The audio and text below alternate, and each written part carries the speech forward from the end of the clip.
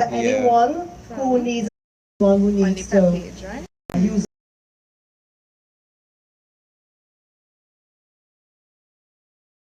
videos for the Mevo, so it's only per play page I want to the read. card for us. Can we please stand? And it's Raul Mutilal.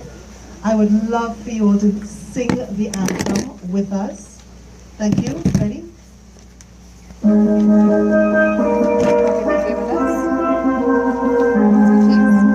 Forge from the love of liberty in the fires of hope and prayer, with boundless faith in our destiny, we solemnly declare. Side by side we stand, islands of the blue Caribbean Sea, this our native land. We pledge our lives to thee. Here every creed and race find an equal place, and may God bless our nation. Let every creed and race find an equal place, and may God bless our nation. Thank you. We are now going to have our session blessed by the different nominations.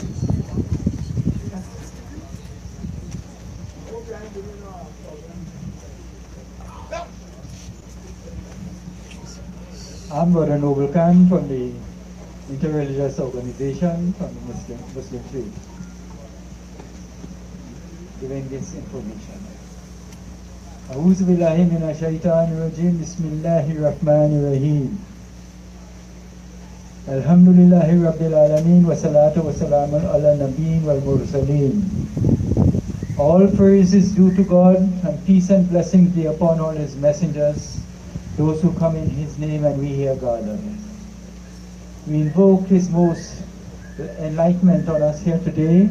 رَبَّنَا أَتْمِمْ لَنَا نُورَنَا فَاغْفِرْ لَنَا إِنَّكَ عَلَى كُلِّ شَيْءٍ قَدِيرٌ. Our Lord, brighten our light for us, and let us be successful. We beg and beseech Almighty God to bless this operation here today, which we initiate, so that we all for the betterment of our people in our beloved country Trinidad and Tobago. Our Lord, brighten our light, for Thou art can do all things. Let our light come from Him be with us, and it also go towards our nation as such. Our Lord, accept from us our prayer and our appeal. Amen. Our Lord, accept our banat, nimlana, nurana, papriglana, inala, la kolisha, and kati. Amen. Thank you.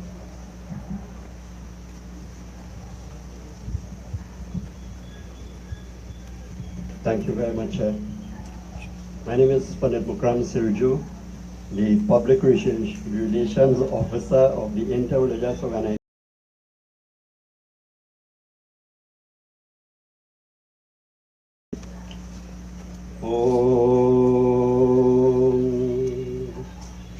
Vakratunda Mahakaya Surya Koti Samaprabha Nirvignam Kurume Deva Sarvakaryeshu Sarvada. O adorable Lord of mercy and love, salutations and prostrations unto Thee. Thou art Sachitananda, Thou art omnipresent, omnipotent, and omniscient. Thou art the indweller in all beings. Grant us an understanding heart, equal vision, and balanced mind, faith, devotion, and wisdom. Grant us inner spiritual strength to resist temptation and to control the mind. Free us from egoism, lust, greed, anger, and hatred. Fill our lives with divine virtues. Let us behold Thee in all these names and forms. Let us serve Thee in all these names and forms. Let us ever remember Thee. Let us ever sing Thy glories. Let Thy name be ever on our lips. Let us abide in Thee always. May we stand as a family, tied with love and respect, courageous and well-disciplined. May we be a strong army to fight against all low tendencies, both in and out of us. May we live honestly the noble life of service and sacrifice, producing more than we use, both of us at all times. May we live honestly and giving more than we receive. Lord, we seek Thy choicest blessings to be on the path of virtue, wisdom, and spirituality. May we be Your chosen servants to carry this message of Yours further. May we serve our people and our country with devotion. May we be aware of our responsibilities and bless us, dear God, with the ability, efficiency, and courage to fulfill them. Om Shanti, Shanti, Shanti Hari Om. Thank you very much.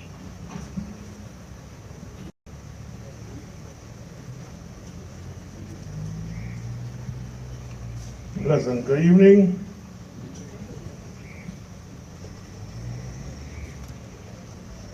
My name is Deacon Theophilus de Silva, representing the Christian faith this evening. Psalm 127 says unto us, except the Lord build a house, they labor in vain that build it. Except the Lord keep the city, the watchman waketh but in vain. It is vain for you to rise up early, to sit up late, to eat the bread of sorrows, for so He giveth His beloved sleep. Almighty God, this evening we have entered, the Lord, into Your presence with thanksgiving. We have entered with praise this evening, dear Lord Father. Our gathering here this evening, we look to Thee for succor this evening. O Holy Master, this evening we know that You are a rock in the weary land. You, Lord, our refuge and our strength, dear Lord. Our very present help in trouble this evening. We know, Heavenly Father, we look to You again, dear Lord, for Your guidance. We know, Heavenly Father, that You are God of love this evening and God of comfort this evening. You said, dear Lord, if my people which are called by My name shall humble themselves and turn from their wicked ways and seek Your face, You promised, dear Lord, to look down. You promised, dear Lord, to forgive. You promised to heal our land. And we know, dear Lord, Heavenly Father, this evening that our land needs a lot of healing this evening, blessed God. We ask the Lord, in the wonderful name and precious name of Jesus, that to rid our land of the scourge, dear Lord, of the violence, dear Lord, of all lawlessness this evening. As I lift up, dear Lord, this organization to You this evening, dear Lord, I pray, Heavenly Father, grant unto them the wisdom, the knowledge and understanding this evening, so that, Heavenly Father, they could be binded together, dear Lord, because You promised, dear Lord, what we bind on earth is bound in heaven this evening. I pray for success this evening. I pray, Lord, for togetherness this evening, that, Lord, You look upon them in a special way this evening. Oh God, Heavenly Father, let their light so shine before men this evening, that they want to see Your good work and glorify this evening, dear Lord. Let them be the light this evening. Let them be the grain of salt this evening, dear Lord, to bring, Heavenly Father, a new flavor, a new change. In Jesus' wonderful name we pray with thanksgiving. Amen, amen, amen. Praise the Lord.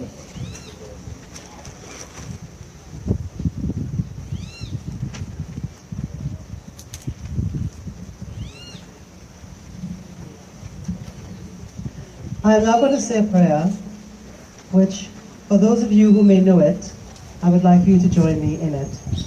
Lord, make me an instrument of Your peace. Where there is hatred, let me sow love. Where there is injury, pardon. Where there is doubt, faith. Where there is despair, hope. Where there is darkness, light. Where there is sadness, joy. O Divine Master, grant that I may not so much seek to be consoled as to console, to be understood as to understand, to be loved as to love. For it is in giving that we receive. It is in pardoning that we are pardoned. And it is in dying that we are born to eternal life. Amen.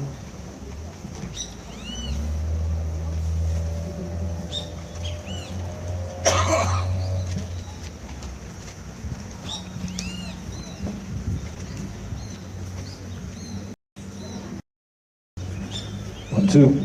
Once again, everyone, good afternoon, and thank you so much for coming down today on our first anniversary of the existence of PEP. I see there's a great turnout, and everyone here is wanting change. We know what is happening in our country, and unfortunately, it's 55 years we've been doing this, but change is here, everyone. It really is. Right about now, I would like to bring, with great pleasure, a woman that has, I tell you, I take my hat off, and is probably one of the strongest women I have come across in my lifetime, at such a young age, I must say, as well. And again, I'm not even going to say much more than that. I would let her say her piece. Do welcome.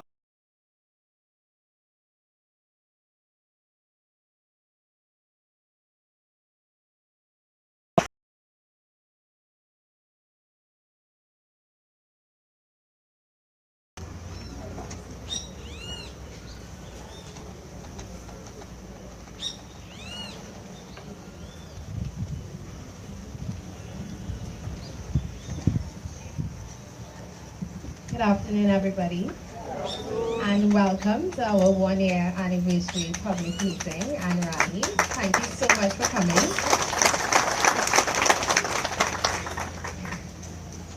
"12 months ago, I made my way up to the podium of the launch of the Progressive Empowerment Party. I was a young woman who was fed up, I was tired, I wanted something new. I wanted an opportunity to do something different for my country, to vote for something different. I heard about the Progressive Empowerment Party a few weeks before I made my way to the meeting. Hearing me okay? Yeah, nice. I heard about the party a few weeks before I made my way to the podium. I saw that they had ideas similar to mine. I saw people who were thinking along the lines of me, which was that Trinidad and Tobago was heading nowhere soon. When I made my way up to that podium, I was fed up, I was frustrated, I was tired.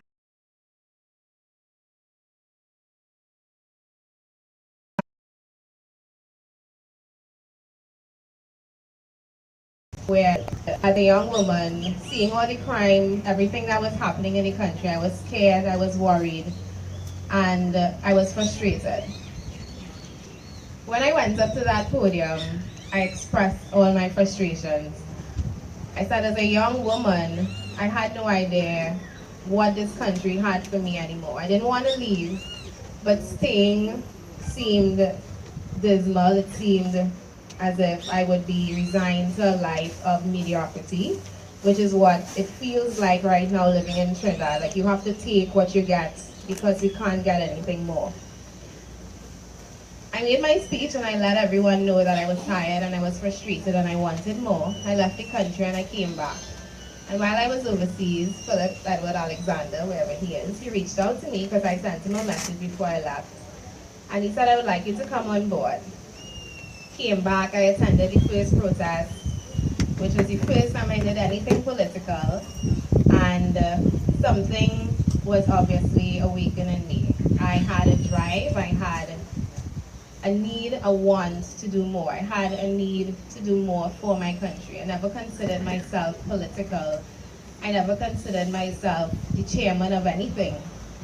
But he saw in me something that I, over the last 12 months, have come to embrace and now take full ownership of, which is leading a party towards a vision of a better Trinidad and Tobago. We were discussing what I would speak about today, and he told me your role as chairman is to, one, share the vision of the party, one people under one flag, undo and redo Trinidad and Tobago. And on the other hand, you're supposed to manage a team that's going to take you to that vision. And I said, but Philip, I only have one hand. Y'all can laugh. I mean, it's funny. Pardon? It was funny. But seriously, I take my role very seriously because I understand the responsibility that this party has to the nation. I understand that some people see the Progressive Empowerment Party as the last hope for Trinidad and Tobago. They see it as the answer to the two-party system that we have been forced to accept. They see it as an option amidst options that we don't want and we don't need. This party is going places, and our theme this year, it happened, we didn't sit down and discuss it, it actually just happened by accident. Level Up 2018. Level Up 2018. Yeah, because we are talking. Level Up 2018 is basically taking everything that we did in 2017 and multiplying that by 1 million. We have 3 years, I will say 3 years, but for us it's less than 3 years. We have the responsibility, we have the job of getting this nation awake. We have to wake up people in Trinidad and Tobago, and it's not easy. Last year we did 13 public meetings, going to areas such as Mamaral, Diego Martin, Santa Cruz, Point Fortin, and there were times that the turnout was low, there were times that the turnout was encouraging. But for the most part, I'm seeing that slowly but surely Trinidadians are stepping up. They're accepting their role and responsibility, which is not just to sit down and complain or go online on social media and say, oh gosh, all of these problems are happening in the country. It's not just to give solutions online and then when we ask you to come out, well, you know, I had something else to do. It's about taking an active responsibility as a citizen of this nation to make it better. How do you make it better?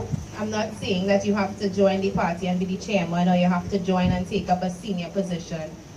But there is a role for everybody in here, and that role is to communicate and spread the message of the Progressive Empowerment Party. We need something different, people. We cannot, we honestly cannot, we cannot operate the way we are operating right now. And we can't keep hoping that every 5 years, when we change a government, that things will be getting better. When the 5 years that they had before that, they did nothing. We can't keep pretending and defending the people who clearly do not care about us. And that's the plain fact. This week there was a big commotion over Phillip Alexander calling the Prime Minister a word that I won't repeat here. Not because I think it's a bad word, because I just don't think that's the forum anymore. He said a word and people were so concerned over the disrespect to the Prime Minister. And my thoughts were, why are you not concerned about the disrespect that the Prime Minister is paying to you?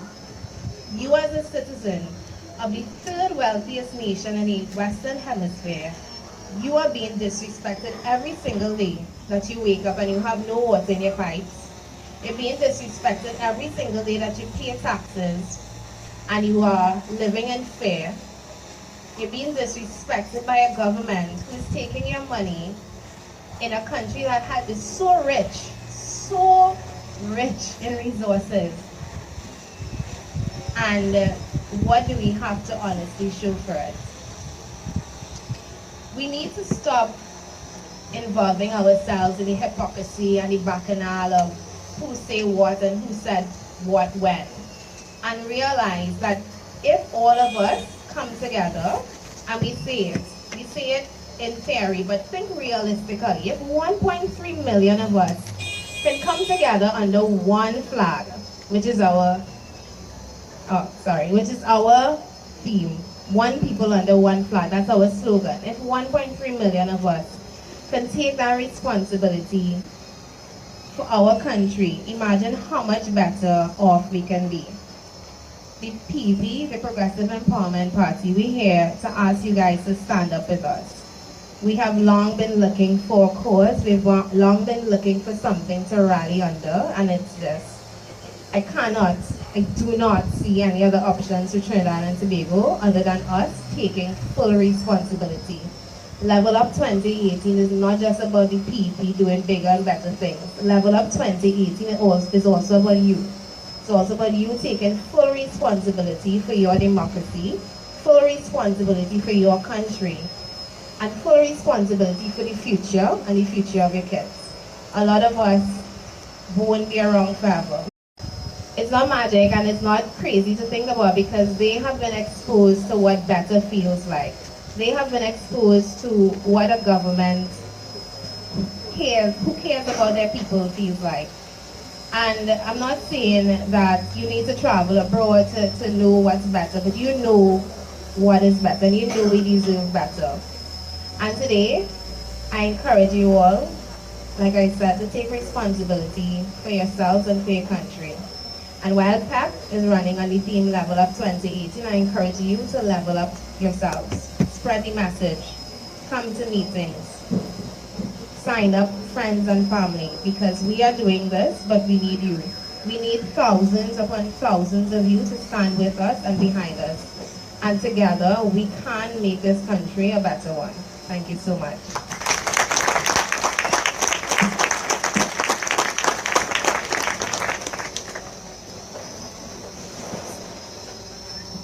Thank you, Felicia Holder. That is our chairperson for the party. Yes. And I have to say on my part that I am extremely proud to be working with Felicia, who is the chairman of our party. She has shown great leadership in marshalling her forces because there's an executive team and she gets everybody in line, gets everybody to do what they have to do and makes everyone accountable for their responsibility. One thing I want to make a note of in terms of the house rules, we have an ambulance on standby in the event that anyone feels unwell, and the chap who is responsible for the ambulance is in the tent across there. So if you need any medical assistance, please, you can make your way to that tent. PEP is 1 year old, and we are now celebrating being in existence for 1 year. We as a party have to build, to undo and redo, to rebuild Trinidad and Tobago. We need your help. We need the help of everyone in Trinidad and Tobago to send the message that we have had enough. Enough is enough, and it's about time that we, as citizens of Trinidad and Tobago, realize that we are the inheritors of the third richest country in the Caribbean. We are supposed to be in a better place, and it is up to us to come to a decision as to where we would like to be in the next 5 to 10 years. I am now going to put you on to my deputy PRO, who is going to announce our next speaker.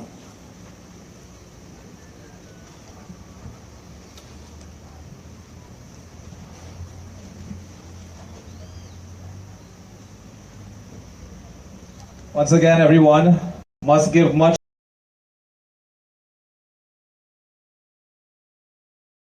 Trinidad and Tobago needs change. Major change.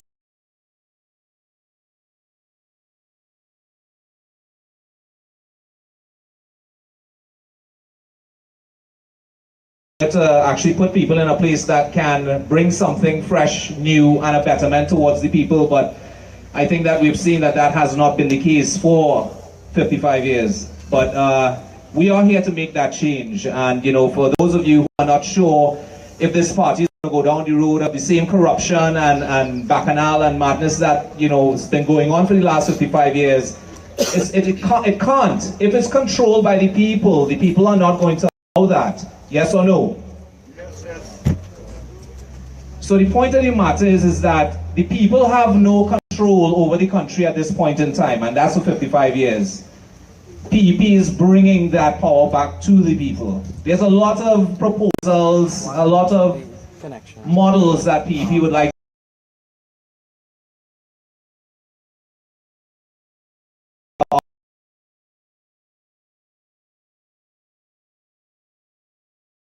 You know, if you have or want to have scrutiny against it or towards it, you know, you come down at 19 Stanmore Avenue, 12 noon every Saturday, and you can question that. You can see how it works, how we can move it forward, how we can benefit, the pros and cons towards it, but I'm not going to talk about too much. Now I do want to welcome to the stage Lima McLeod.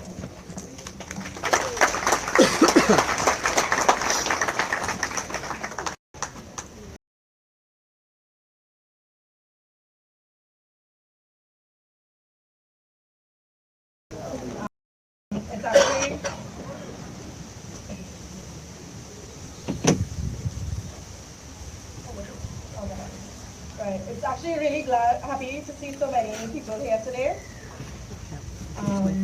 It's a huge turnout. I'm basically the person responsible for carrying PEP, basically, by selling all of our merchandise. I sell t-shirts, pins, rags, flags, you name it. As you know, this is a party without a financier, so we need to push for the sales of all our merchandise. So if everybody could buy an orange jersey. Orange is the new revolution. So I just want to say that this is a very important decision that we all have to make, especially when it comes to the next general elections. If we don't do this, then all hope of TNT is basically going to be lost. We need this change for our children, our children's children, because we don't know what the state of the country is going to be like after the next elections, if PEP is not here. We don't know if we'll have a country. Everybody's seen how Venezuela is going. There are other countries in the world like that. We don't want to be that next country. Do we? No. Okay, so we need to stand up. We need to tell everybody about PEP. Tell them forget Phillip. They don't have to like Phillip. Come on board and they will steer us in the right direction. It's not about Phillip alone. Everybody is part of the team. We have a big team and it's growing. And I want everybody to make that conscientious effort to support. Even if you can't come to every meeting, come online, share the videos, share the posts, make your own posts. You could be a pepper. Anybody could be a pepper. You just have to know that country first, party and race after. There's no race in politics. This whole Indian and versus African thing, that's not Trinidad, that's not us. And we need to stand up against that. So all the other parties are trying to divide us by race. We need to tell them, listen, miss me with that. Miss me, right?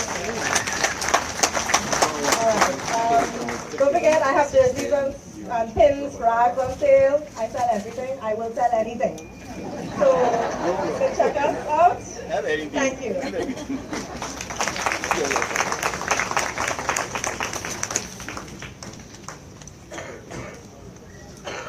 Thank you, Lima. Our next speaker is someone who I met a couple months ago. And what I like about him is that when he speaks with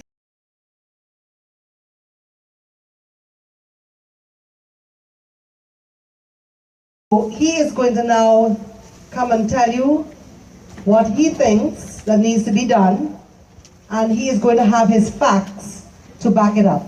I would now like to call Robert Amar to address you.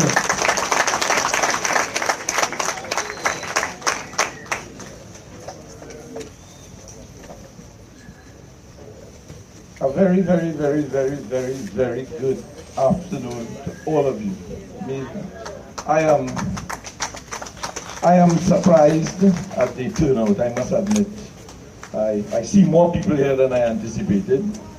So it means to say whatever Phillip is doing is starting to engage the attention of this society, and that's a good thing. Having some time to consider what I would say to you, I believe that this poem will set the foundation. In our country, TNT, where you find a real ethnic society, everybody knows the problem but the leaders of the country. Day after day, the cry is the same. Election after election, the story remains, while the nation and its people end up in decay. Corruption maintains its role in the center stage, and no leader is ready to deliver for a better TNT. Yet everybody knows the problem, but down and down we go TNT as maximum dam imposed.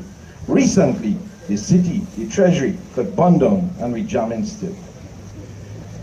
Is it not true everybody knows? They know the bad boys, they know the drug blocks, they know the gunmen, they know the corrupt leaders. Unless citizens take responsibility to create the nation you want, then everybody who knows and does nothing is the real problem. Not the politicians, it's you and me, it's everybody. We've got to start somewhere. And let's start looking at ourselves. Because if you don't look at yourself to make a determination as to where you want to be tomorrow, then accept what you're getting. And on that should you say, well, miss me with the bullshit? Right. That's what you will get. Bullshit. It is important for everybody to forget those two simple.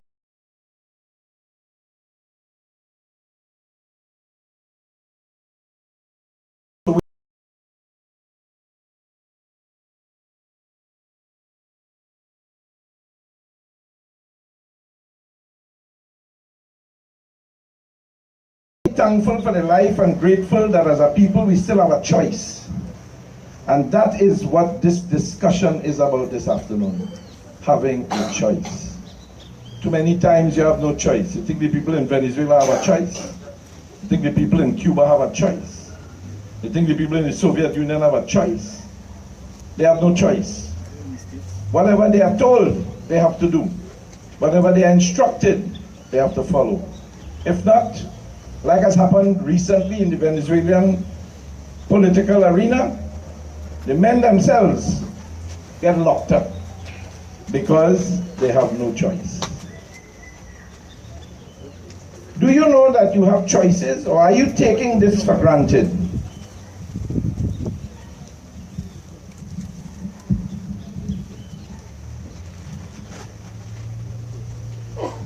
And this begs the question,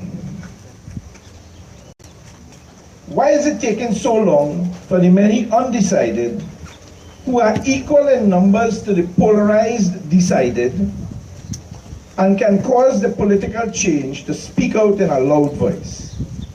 The question remains, after 2 years plus, why have you not shared your disappointment in Keith Rowley, Faris Alwari, Stuart Young, the Commissioner of Police, Edmund Dillon, the THA, the Minister of Education, the Minister of Health, the Minister of Sport, and the list can include very much the full complement of this administration.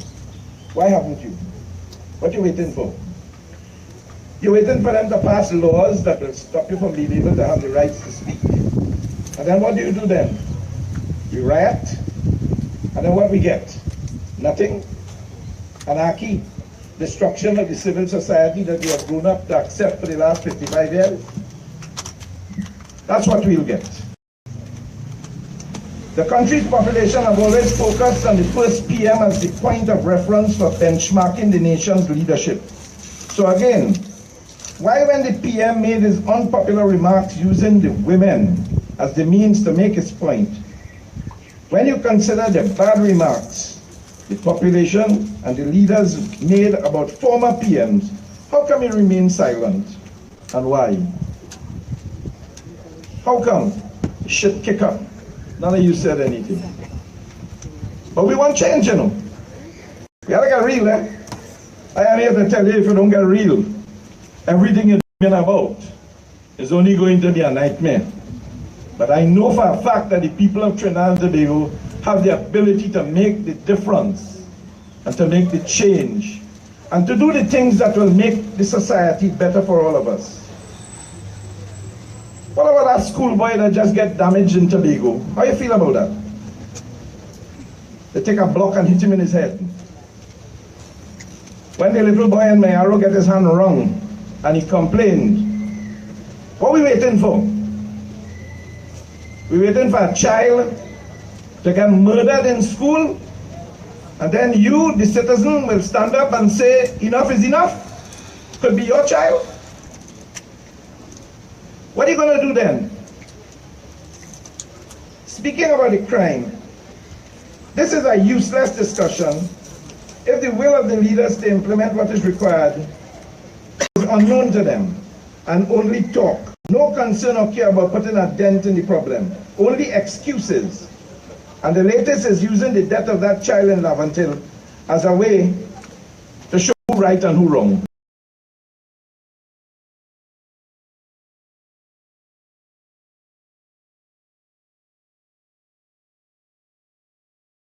Statistics analysis in this country, after 2,000 guns have been found, to allocate one of those guns that killed 2 people. You ever hear them tell you anything about that? Where is the automatic fingerprint information system that was bought in this country some 25 years ago? Why is it not operational to perfection? Why? But both the opposition and the government know, you know, because both of them is 2 peas of the same pod. Just one on the top and the next one in the bottom. So at the end of the day, no matter what you and I say, if you are not prepared to take the action, then there will be inaction. And let me tell you why. We have a new president.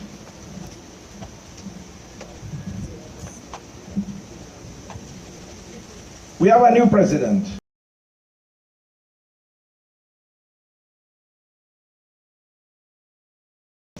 He indicated the president is responsible for casting an eye on the operations and behavior of the government. You think this president is going to call Ivor Archie and tell him, come and see me? Explain these pictures that show up on the internet. Who is this person in the picture? Why is this person wearing your ID badge in Guyana around his neck? How did he get it? You give it to him or you make a fake? Is she going to call him? Let me tell you why she wouldn't call him. The Prime Minister was very good, you know. He says the president authority is exercised within certain constitutional parameters, and most of his or her constitutional acts are implemented in accordance with the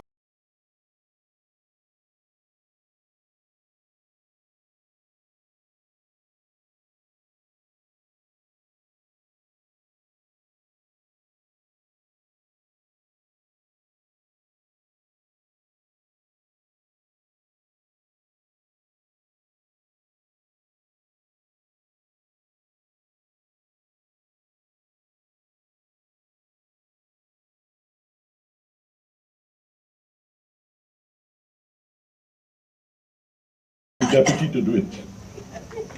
Every time they had to fire somebody in this country, the president wasn't there, the acting president did the job. What is to stop that now? Who appointed the president of the Senate? Me? Or the Prime Minister? So what do you expect? You expect that when he calls or whistles, they're going to say no. According to this, the Prime Minister appoints 16 senators by the Prime Minister. Now do the maths, eh? This particular dispensation of governance. Because if you have a Senate that's supposed to overlook the House of Representatives and the House pass something, the Senate must be able to hold it in check. If what he says is correct, that the president is to cast an eye on the operations and behavior of the government. You think if the Prime Minister make a statement tomorrow about law and again about women, the president will get up and go in approach? She dare not do that. She's studying the first class travel. She's studying all the highfalutin trips she'll get.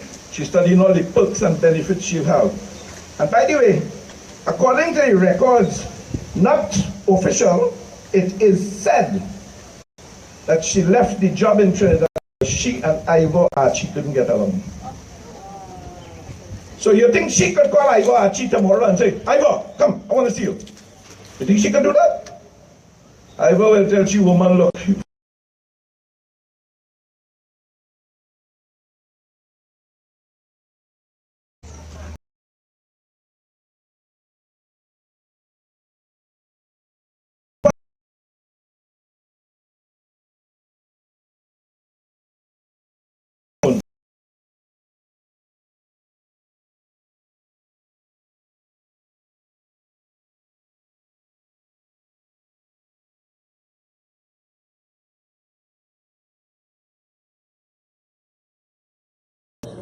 But she had to put people that she could pick up the phone and call them and say, hey, hey, what's going on? You see that vote going on tomorrow?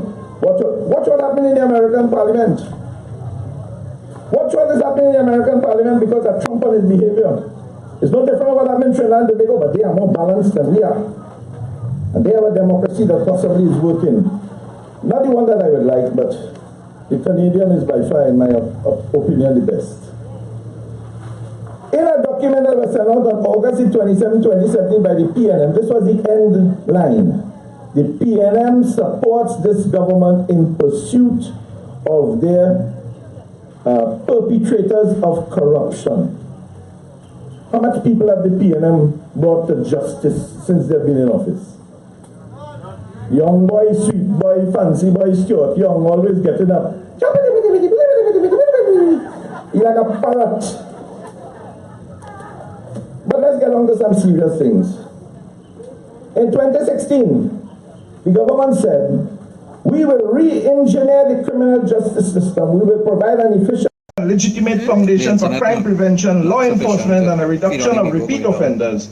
Prison management will be strengthened with focus on prison officers, security management, health service, and rehabilitation of offenders.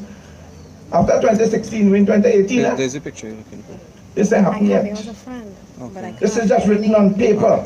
If I really didn't need to keep the paper, I'd mash it up and throw it away. Madam Speaker, we will rebuild the security architecture which will be adequate to the requirements of our country. We will move swiftly to establish a joint border patrol agency to manage the security and integrity of our open and vulnerable borders. Run 2 feet. You ever hear Phillip talk about that? Phillip always saying, if we fix the borders, we stop the guns, you know. They're talking since 2016. From the Mevo. They have put one thing in place yet. Where the helicopter? No, by me. Well, it's supposed to be parked up. It's like that. Because of the confidence the population has reposed in us, because of the comprehensive manner in which the previous administration was rejected at the polls, he said I had two options available to me with respect to the form and tenor of this budget. He could have followed a political line, or he could have taken another position of acting in a more responsible way. And he really didn't do nothing, you know, because the 63 to 53 billion that he bring from 63 to 53, the $10 billion was never going to be spent in 2017 anyhow, or in 2016. All he did was adjust the number. But we can't see no results to it because they've never accounted to you and me. Where's the hotspot? He talked about the new tax bracket for high-income individuals. He says it will generate $560 million. But he has never accounted to us. He says the government also intends to pursue in 2017 the partial divestment of lake asphalt to an international strategic partner who can successfully make our natural asphalt and diversify lake asphalt product line, giving away the national patrimony again. Why we need that? With all the skills we have in this country, with all the intellect we have in this country, we need to take lake asphalt and go by some other company in some other country and give it to them. Oh, by the way, the boat that I just buy, everybody is thinking that it's a fast ferry. It's not a fast ferry, you know. It's a slow boat to Tobago. The boat is going to take 5 hours to get to Tobago, not 2.5 like the fast ferry, you know.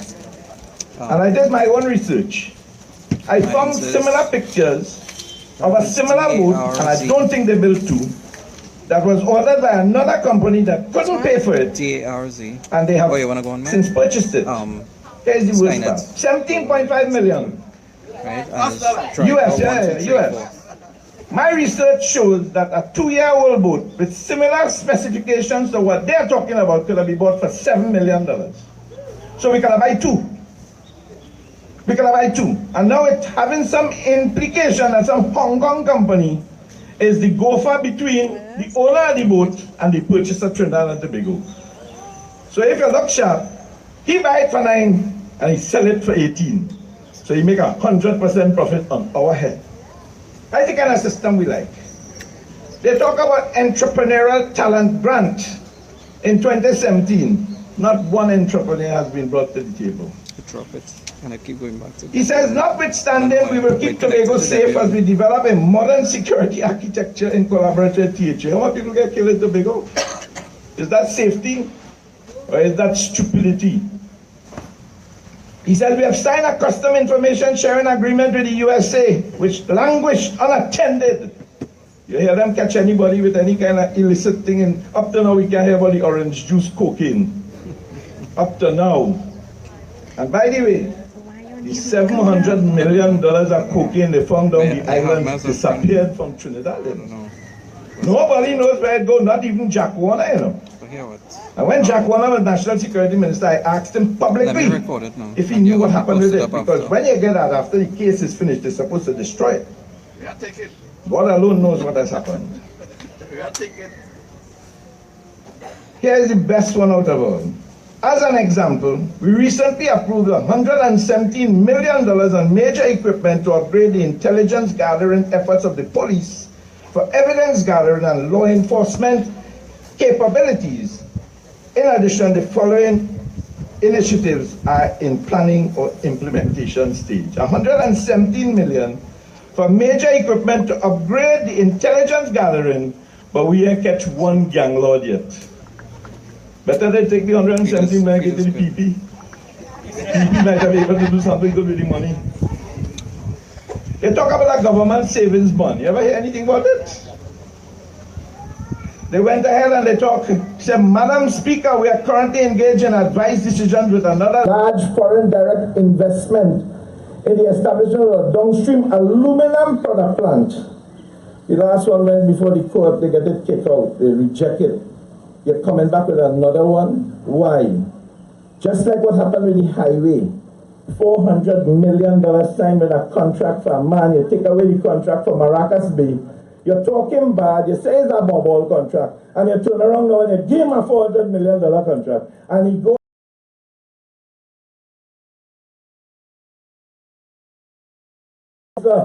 saying, oh God, it's rotten. What kind of stupidness is that? You cannot be the Prime Minister of Trinidad and Tobago and behave in such a ridiculous manner. You have to be the Prime Minister that leads the country in the direction that's the best interest of the people. And devastating that which was sitting down there since 1920 something. Nobody interfere with it. You come as the big guru. Lick it up. Well, the court get to give an injunction. I don't know what will happen with it. Anyhow, I don't talk about agriculture. They're talking about that for the longest while. I can't do nothing with it. And then they talk about cocoa and coconut. But by last time I went down to the coconut area, I don't know who is the company on the East Coast that is dealing with coconut rehabilitation and replanting, because I have seen no trees, none. Energy, well, we have to accept this, eh? And he's right. This is the one thing I think he must be right on. Madam Speaker, it is important to remind this Honorable House that even though our overriding strategy must be to diverse away from oil and gas, the stark reality is that the energy sector will be the driver of our economy for at least the next decade. What does that say? It says whatever decisions we make in regards to oil and gas, we better make the damn right one. So when you have the AV oil situation, where $100 million disappeared, and hello, do you know that when a Trinidadian drilling oil in Trinidad taking the oil out of the ground in Trinidad and selling it to a Trinidad company, that the Trinidad company does pay the Trinidad company US dollars? Do you know that? You have any idea? That man getting free US dollars for every barrel of oil he gives to Petrotrin. He get a US check, and you catching the tail to get money when you go to the bank to get your school fees. But he have US dollars at his beck and call. As a matter of fact, somebody told me the other day, he doesn't deal in, old steel. But they call and they give instructions that all the old steel it had in Petrotrin, he was able to buy it. But he does not have a trader's license in that type of material. Anyhow, what am I trying to say to you? I am saying that if this country has to move anywhere, it is going to depend significantly on the citizens. This is a good start to a change. But let me end by telling you this. And this is maybe the one area that Phillip and I have a little variance of views, but heading in the same direction. We just come in, one coming east, the next one coming west. We'll meet in the middle. Phillip refers to the change for Trinidad and Tobago as undo and redo. And I want to support that. I think you cannot fix a broken down ship. The government found out that. They have to buy a brand new one. They have to rebuild this country from the ground up. I am suggesting let's hack the system.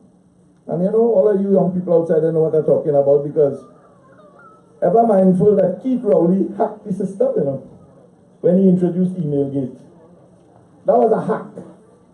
And that hack worked. As a matter of fact, we just get out of the hack when they say everything is now legitimized, that it is not breaking of any law, nobody didn't do anything wrong.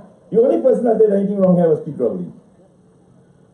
So I suggest the focus is to strategically elect independent candidates to office who can break through the political grid or the gridlock and serve as a voice for all of those in the sensible center, not as a traditional third party, but as Trinidad and Tobago's first uni party. The fulcrum strategy is focused on electing a sufficient number of these candidates to cause real change, make the difference in the legislature, like a swing coalition which can deny both parties any outright majority and use their disproportionate influence to forge real solutions. This, I believe, is a tangible and achievable plan that can have a major political impact. But it begins with you. Because this is the elephant we're trying to eat here. PNM and UNC, two elephants. One elephant dropping gobar, the next elephant licking up and drinking water.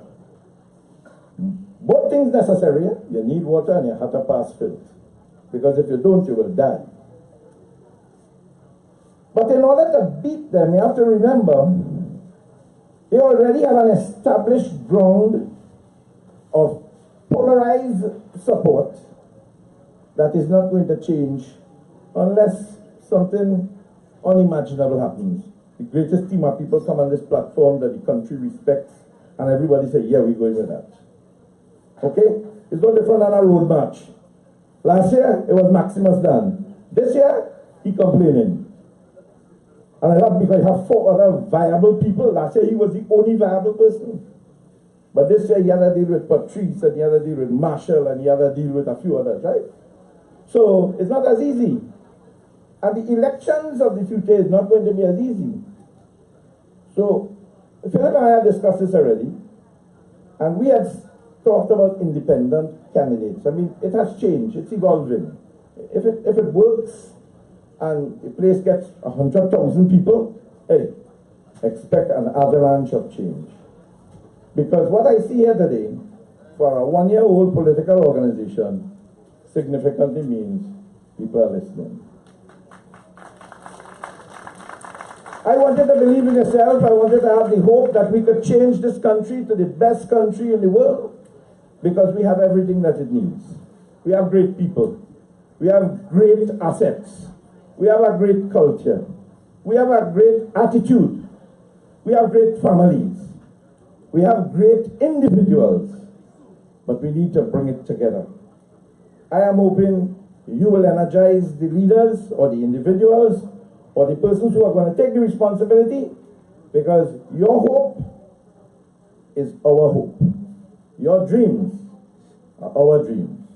Your future is our future. Have a good evening.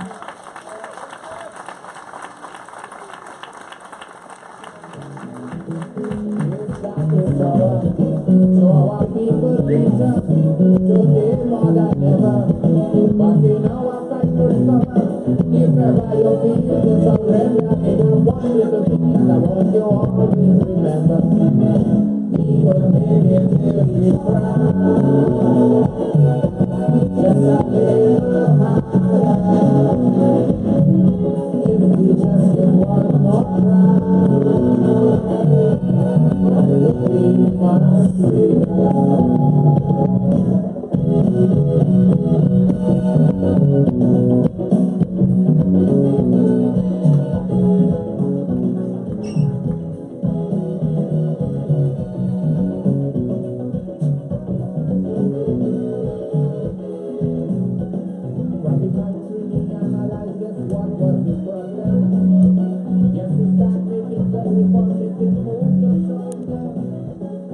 Thank you very much, Robert Amar. That was a very enlightening speech.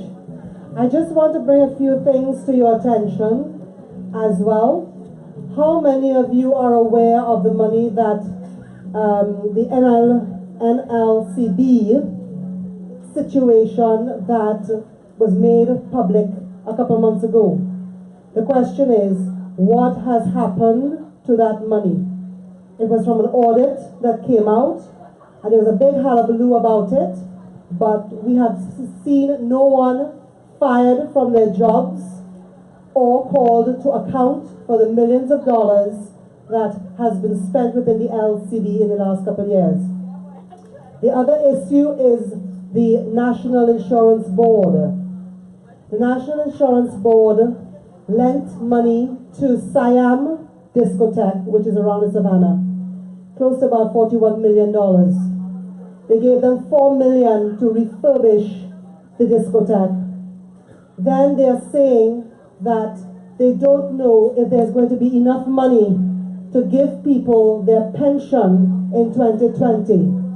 If they don't have the money, it means that assets close to about $20 billion are going to have to be sold. Again, what has come out of it? You and I, we pay our national insurance every month. And every quarter or every 6 months, the rates keep climbing. We have to ask ourselves, where is that money going? When I get to 60, I want to be able to get my pension from NIS. So how many people are opening or saying anything about that issue? It is an important issue. And then they're going to say, well, we did mention it to you, but nobody has opened their mouth and said anything. We need to take cognizance of that.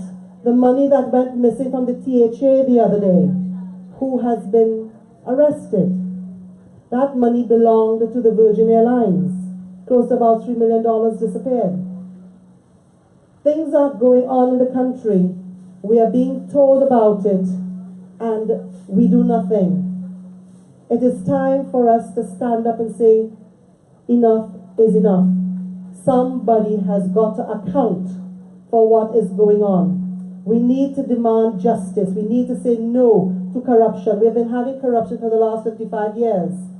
How much more are we going to take? On that note, I would like to let you know that the Progressive Empowerment Party, we care about the people. And in our caring and our show of caring and compassion for you here today, we have, to my left, doubles and corn soup plus water free of charge. So if you feel thirsty or would like to have something to munch on, you can go ahead and get what we have serving to my left. I would now like to introduce Prakash Rampasad as our next speaker. Give him a round of applause, please.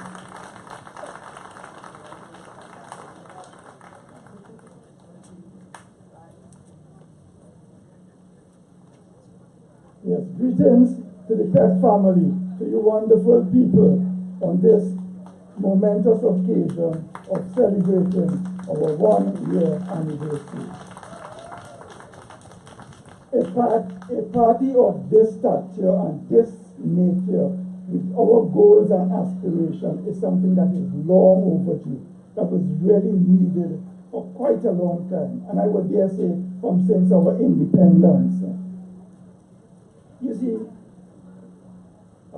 You see, coming out of colonialism and into independence, what we needed was a new vehicle to take us forward into nationhood. Because the parties of the day, the PNM and the UN and the DLP, as they were then called, weren't structured to take care of this issue. Basically, they were... And this is no one, someone there, please.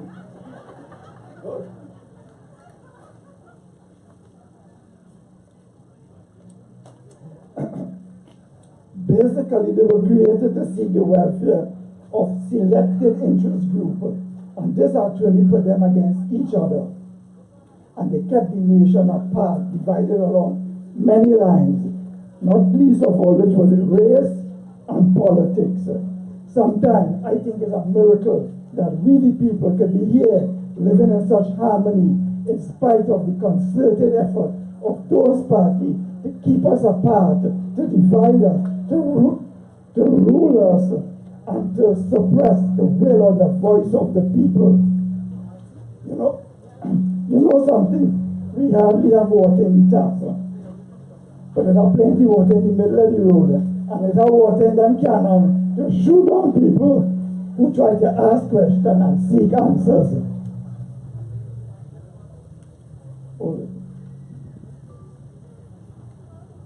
They really say that them guns are shooting people coming through the legal ports of entry, and I guess that's what they was talking about in relation to these cannons.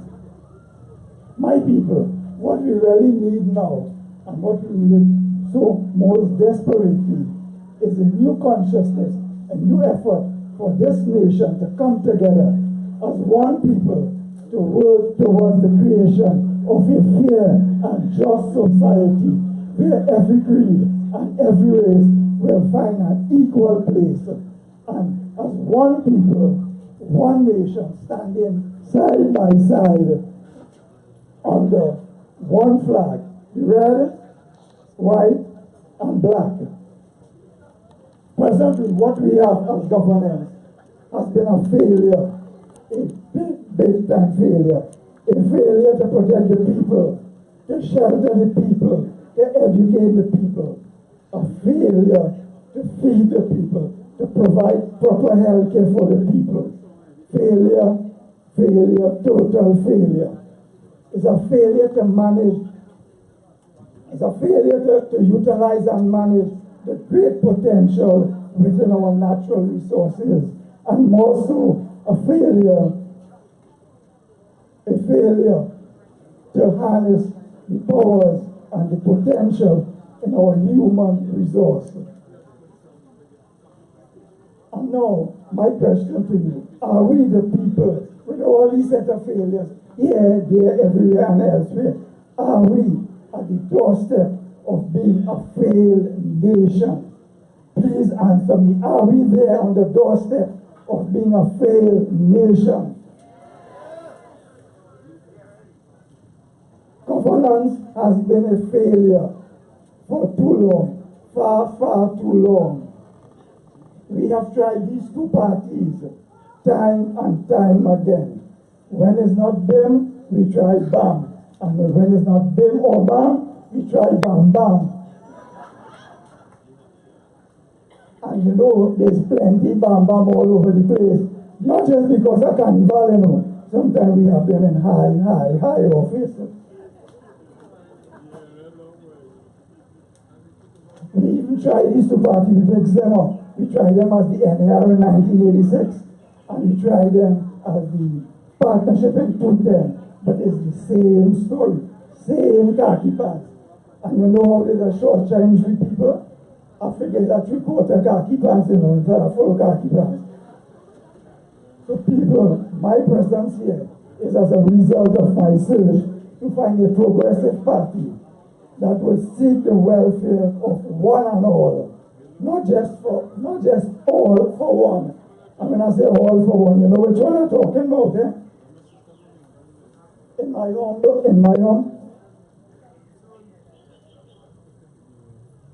humble opinion, the 1% is not a race thing, eh?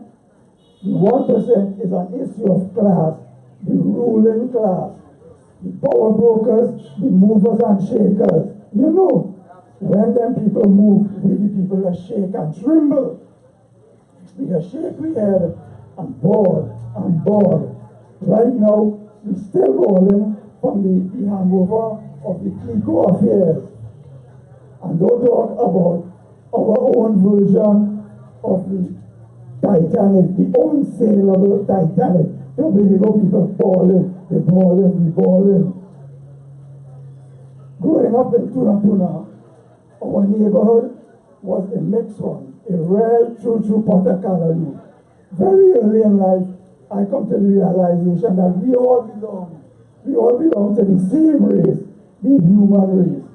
Because when we have pain, we would all take the same Panadol. And when we laugh, you couldn't tell an African laugh from a Chinese laugh or an Indian laugh.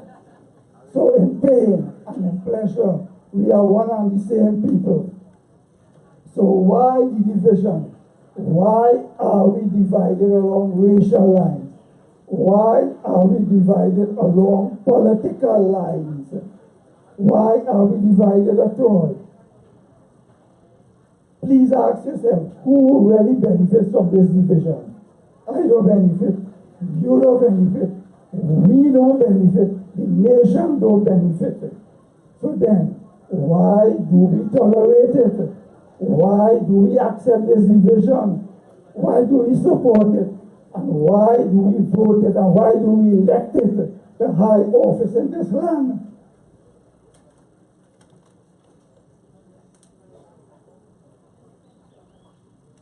Well, my people, it's time. It's time to make a change. It's time to undo. Yes, it's time to undo and redo. Let me hear you. What is the time? Because I hear them here. I can't talk to you, but I hear well. So now that we have the Progressive Empowerment Party, you are all invited to step forward. You know, like step with some pep in your step, and take responsibility for empowering yourself, your family, your community, empowering this party, and more importantly, empowering the nation as a whole. This call is not simply to come forward and join this party, but more so to come forward and build this party. It is a work in progress.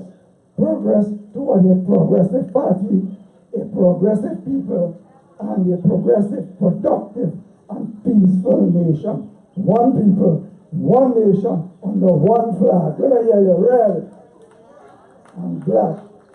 Do it now. Do it today. If not for yourself, but for the children of tomorrow, so they can inherit this paradise that you and that I and that we have created for them. So thank you, people. Thank you very much.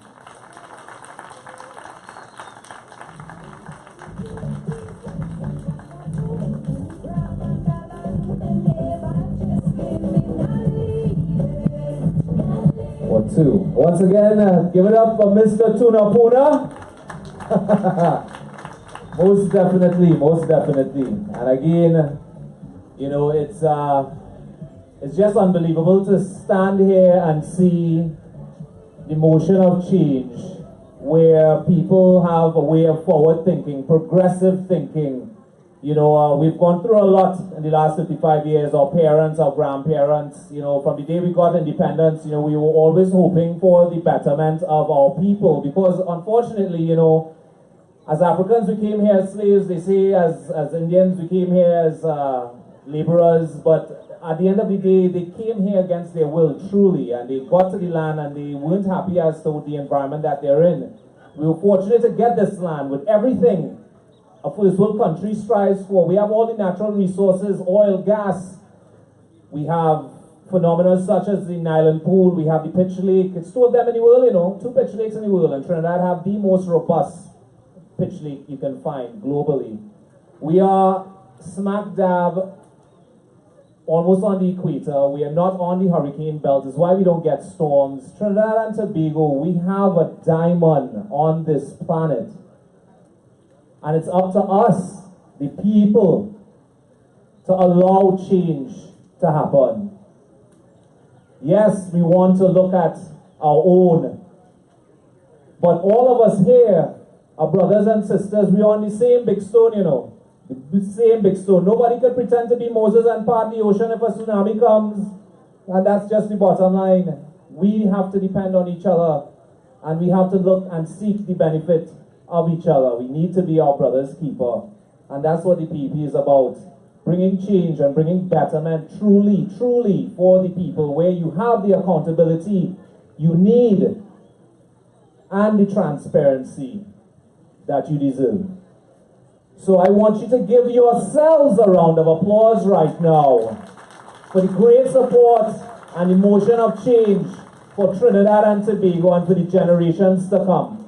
And without further ado, I would like to bring a woman on stage that is heading the social arm of the PEP, that is addressing not only child welfare, but also the elderly, a host of different areas, because at the end of the day, the true purpose of government is to bring betterment for the people, yes or no? It's all about the people. If it was not about the people, guess what? We have no need for government. Government have no reason to be here. But in reality, the government is here for the betterment of the people. It's why we stand at the polls, and it's why we redden a finger, because we anticipate for a period of time that we're going to see something that will gain some level of betterment for us as the citizenry of this country. But again, without further ado, I would like to welcome to the stage Sarah Nabi.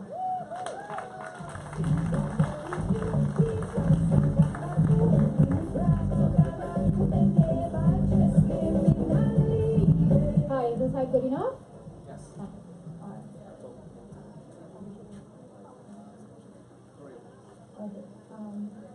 Well, hi everyone. Consume section. People in the back. Now, a true sign of progressiveness that you can see right here is that we have indeed our interpreters, because we want our message to be accessible to everyone. Because Tony stole my line, you know. My opening line was, so I guess it shows that PEP really internalizes it, that the true purpose of a government is the welfare of its people.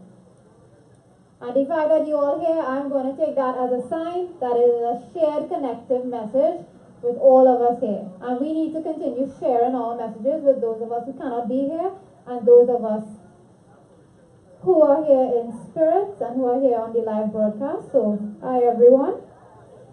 As Anthony mentioned, my name is Sarah Nabi and I head Social Development and Management. And don't let this piece of paper fool you, but this is definitely a betrayal and not a good indication of the plans, policies, programs, and the approach that we have for social development and management, because that will be our biggest priority and ministry. That will be our superstructure, because we understand that without a government that is seeking the welfare and benefit of the people and the environs and going towards a harmonized environment with our flora, our fauna, and our kinfolk, then there is no need for government. And to show you that We mean business when we say that we want to be inclusive and representative. I am going to keep breaking off to introduce to you members of the different arms of the social arm. We have the gender arm, the youth arm, the environmental arm, where our animal rights come in, and we also have our elders council. So without further ado, I introduce our first speaker, Ms. Chisel Ramjet, and she will speak on behalf of the gender arm.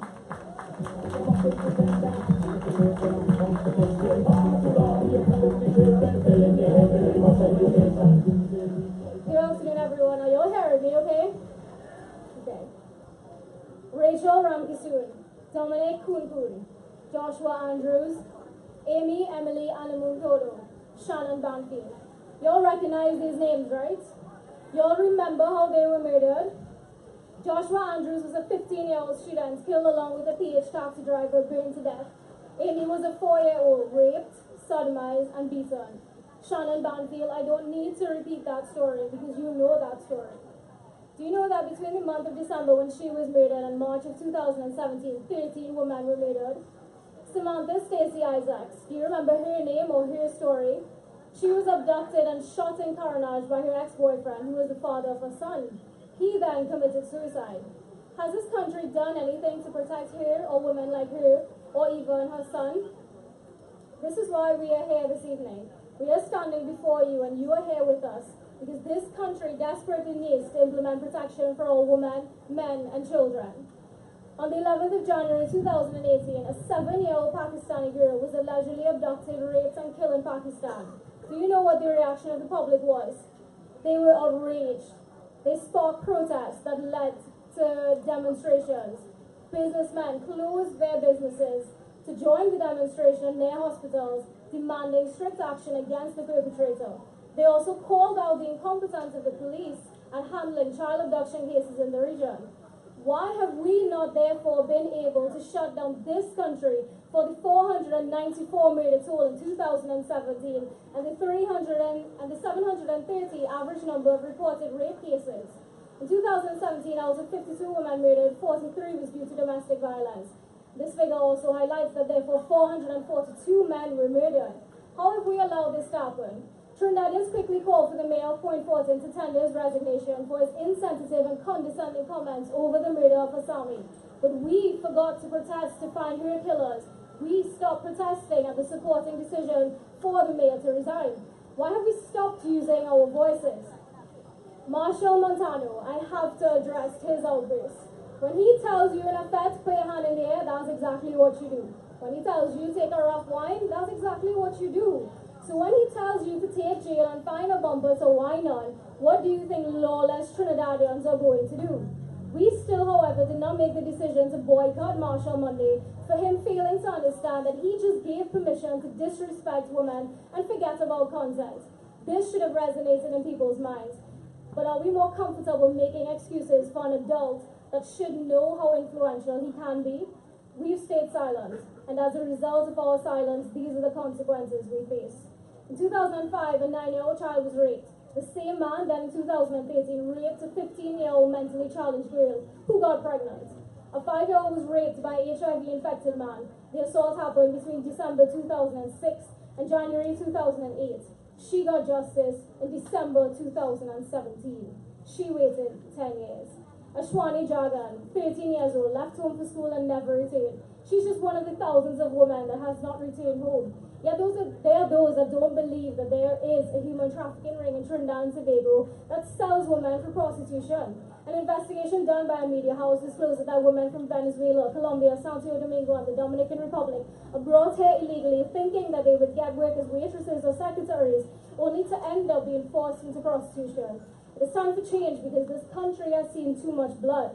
Too many of our women and children have suffered at the hands of negligence. Too many of our young men have suffered at the hands of social expectations that pushes them to impress their peers through risk-taking, being a man, allowing them to not express their emotions properly or deal with them in a healthy manner. In our society, it's normal for a woman to hit her man, right? In a club, you see that. Nobody does anything. That is abuse. Studies have proven that men are more likely to consume alcohol excessively and engage in violent and risky behaviors, and less likely to admit pain because they are pressured to remain emotionally resilient. We have preached to our women to stay indoors and cover up to prevent them from being hurt, instead of teaching our men to respect a woman regardless of what she wears or what her situation is. We've given our women maternity leave, but we've not enforced paternity leave because we still do not yet recognize the role of a father in a child's life at the early stages. Now think about this. How many more men to women are homeless? Nearly 98% of the time you see a homeless person, they're male. Most women have children and thus social services reaches out to them. We reach out to them. We empathize. But have we forgotten the services of our men? Aren't they also leaders of our country, communities and families? This is the change the Progressive Empowerment Party is bringing to this Twin Island state. We recognize the need to dismantle feminism, and we realize that we are all humans, and gender equity is more required than gender equality, because gender equality basically allows both men and women to play the same role without recognizing the different strengths of men and women. For instance, women are childbearers, so naturally we are caregivers. Did you also know that naturally, through evolution, we are more sensitive to higher sounds than men in order to recognize a baby's cry? Speaking of babies, September 27, 2017, 2 babies found in Forest Park landfill in Claxton Bay. August 23, 2017, newborn baby found at Beetham landfill. And so many more unfortunate events like this take place and they are ignored. My sister's a doctor, so I asked her to give me the statistics of how many women come into the hospital damaged from illegal abortions.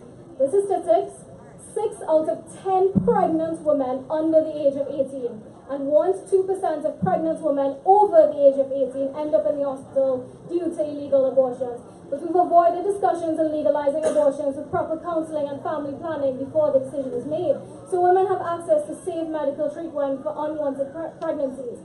I'm not discrediting that more education is needed for safe sex, but how are we making the decision for someone else's right to want to have their child? How do you look at a rape victim that became pregnant and force her to have the baby? Do you blame her for being human and the emotions she feels? If a woman is not ready to be a mother because maybe she can't financially support her child, or maybe she wants to finish school, society doesn't look down on her. But what if the father was not ready for the same reasons? He's still dragged to court for child support. We cannot make those decisions for other people's lives, but we can ensure that those decisions are carefully and safely made through the Progressive Empowerment Party. Thank you.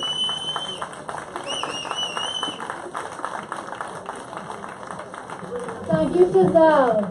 And I think from Giselle's presentation, you will just realize that we do not forget. Headlines come and go, but we really remember our people and the issues. The ones that make the headlines, the ones you want to talk about, and the ones that need to be discussed. Now, as grim as that was, the Progressive Empowerment Party stands for hope and opportunity. And no other symbol of a person to me represents hope and opportunity than our leader of the youth, Mr. Ryan Chinsan. Everyone please welcome Ryan.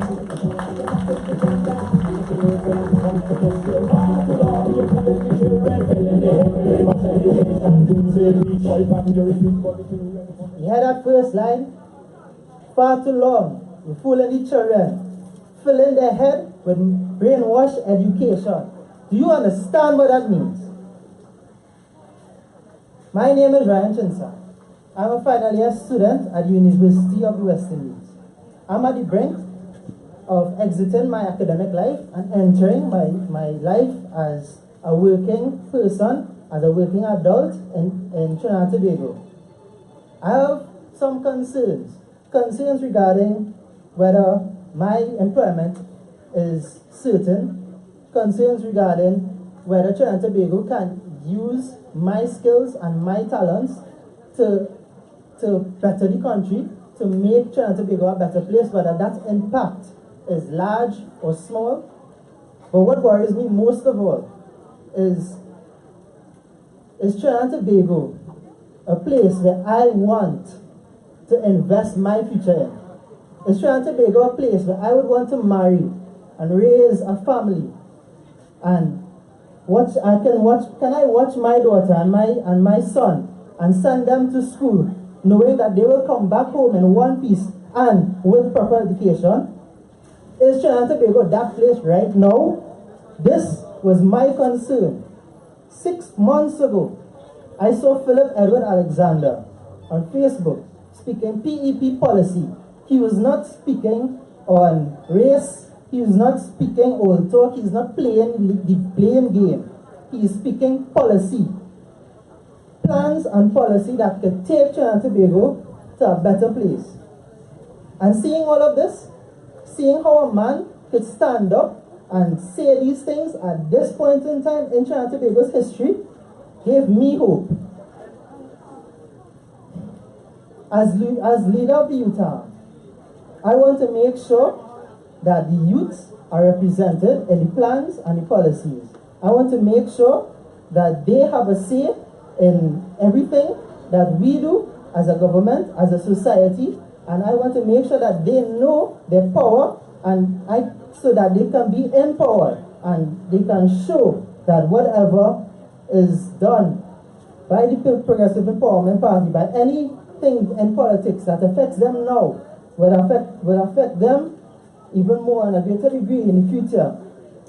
I want to make sure that these people are properly represented in our policies and that they know that when we fix our country, that when Trinidad and Tobago is undid and redone, and we will keep it fixed. Thank you. Just a quick announcement, guys. Can the driver of PCY 9572, that's PCY 9572, as well as PDM 5677, PDM 5677. Can you please just move your car? It's in the way of a driveway area by the chain links.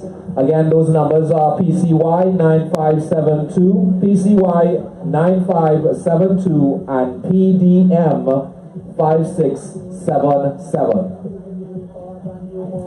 Thank you, Tony. Without further ado, Ms. Shiva Varma, speaking on behalf of our animal group.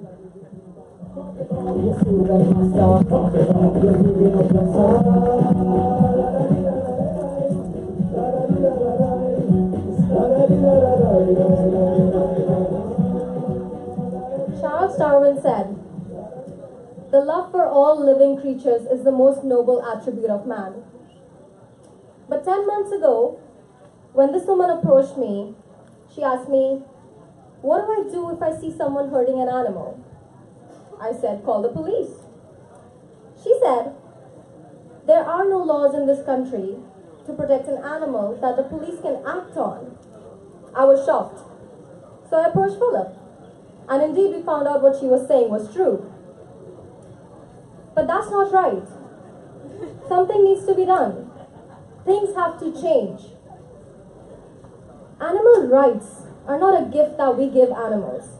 It is their birthright that we have taken from them. And for the first time in years, for the first time under the orange umbrella of the People's Empowerment Party, we have an opportunity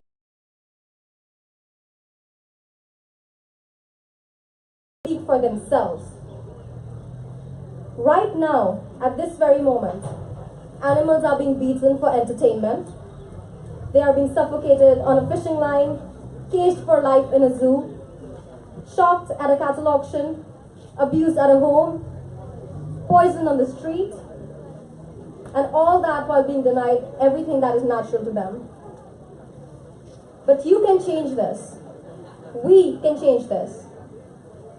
With this Bill of Animal Rights and Animal Welfare, we don't just aim to protect domestic animals. We aim to protect domestic, wildlife, and farm animals. Because tell me, is $100 of a fine okay for dropping an animal from a 4-story building? For poisoning an animal on the street? Somebody's pet? For abusing an animal on a farm? No, it's not. If we want to be a first world nation, we need to start giving these issues more importance. You know, Mahatma Gandhi once said, "The greatness and moral progress of a nation can be judged by the way its animals are treated." If you want to progress, if you want to be that first World Nation, you need to start caring for the innocents. You need to start speaking out. If you want to be a part of making this Bill of Animal Rights and Welfare, if you want to help us and you have something important to contribute to this, please contact me. My name is Shiva Verma, or any one of us here at the People's Empowerment Party, and we would love to have you on board. And I will leave you with my favorite quote, last one. Strong people, they stand for themselves. Stronger people, they stand for others. Thank you.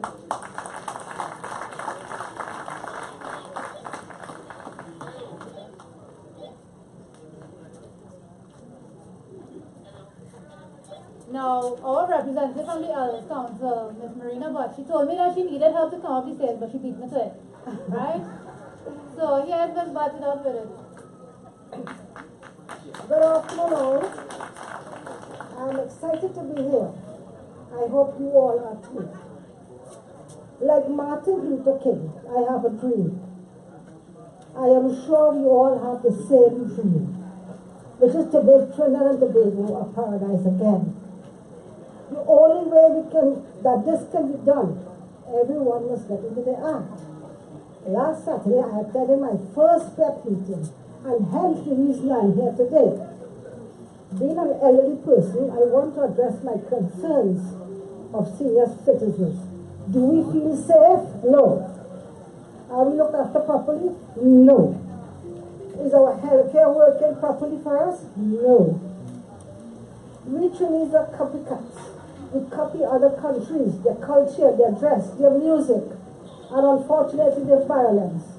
However, we fail to copy and adapt how their seniors, elderly, are cared for with effective systems they have in place for them.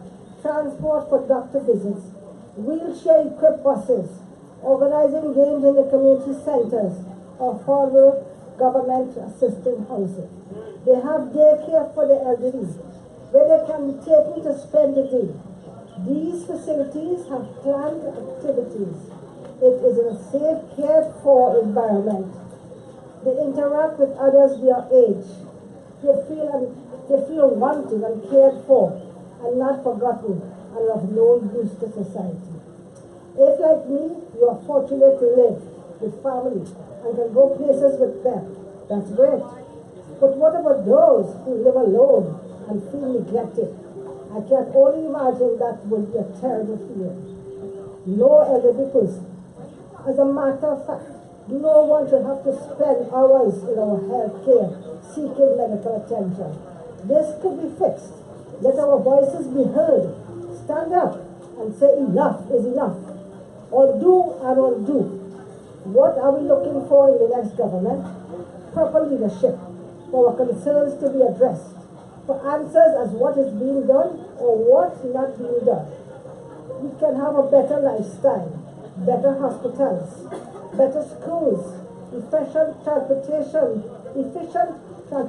services, and all the things we as citizens deserve and should demand. Thank you for giving me the opportunity to share my thoughts and vision for better life. God bless.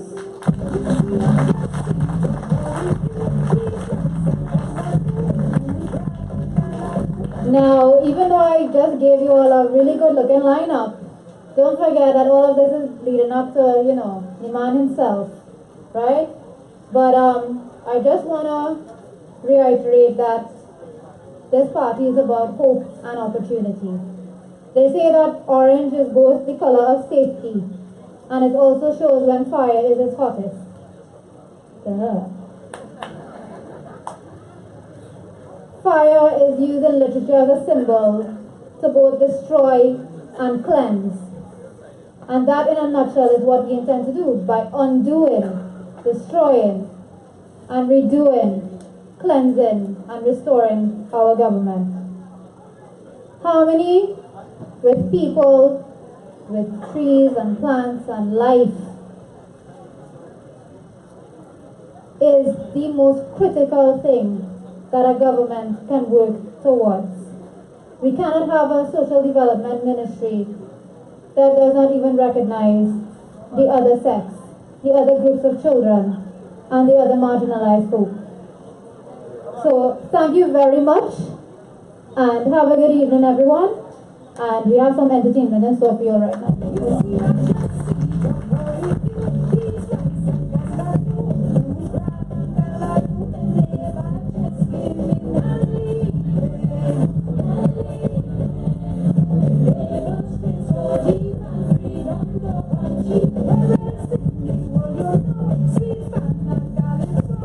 Once again, everyone give it up for Sarah Nemi.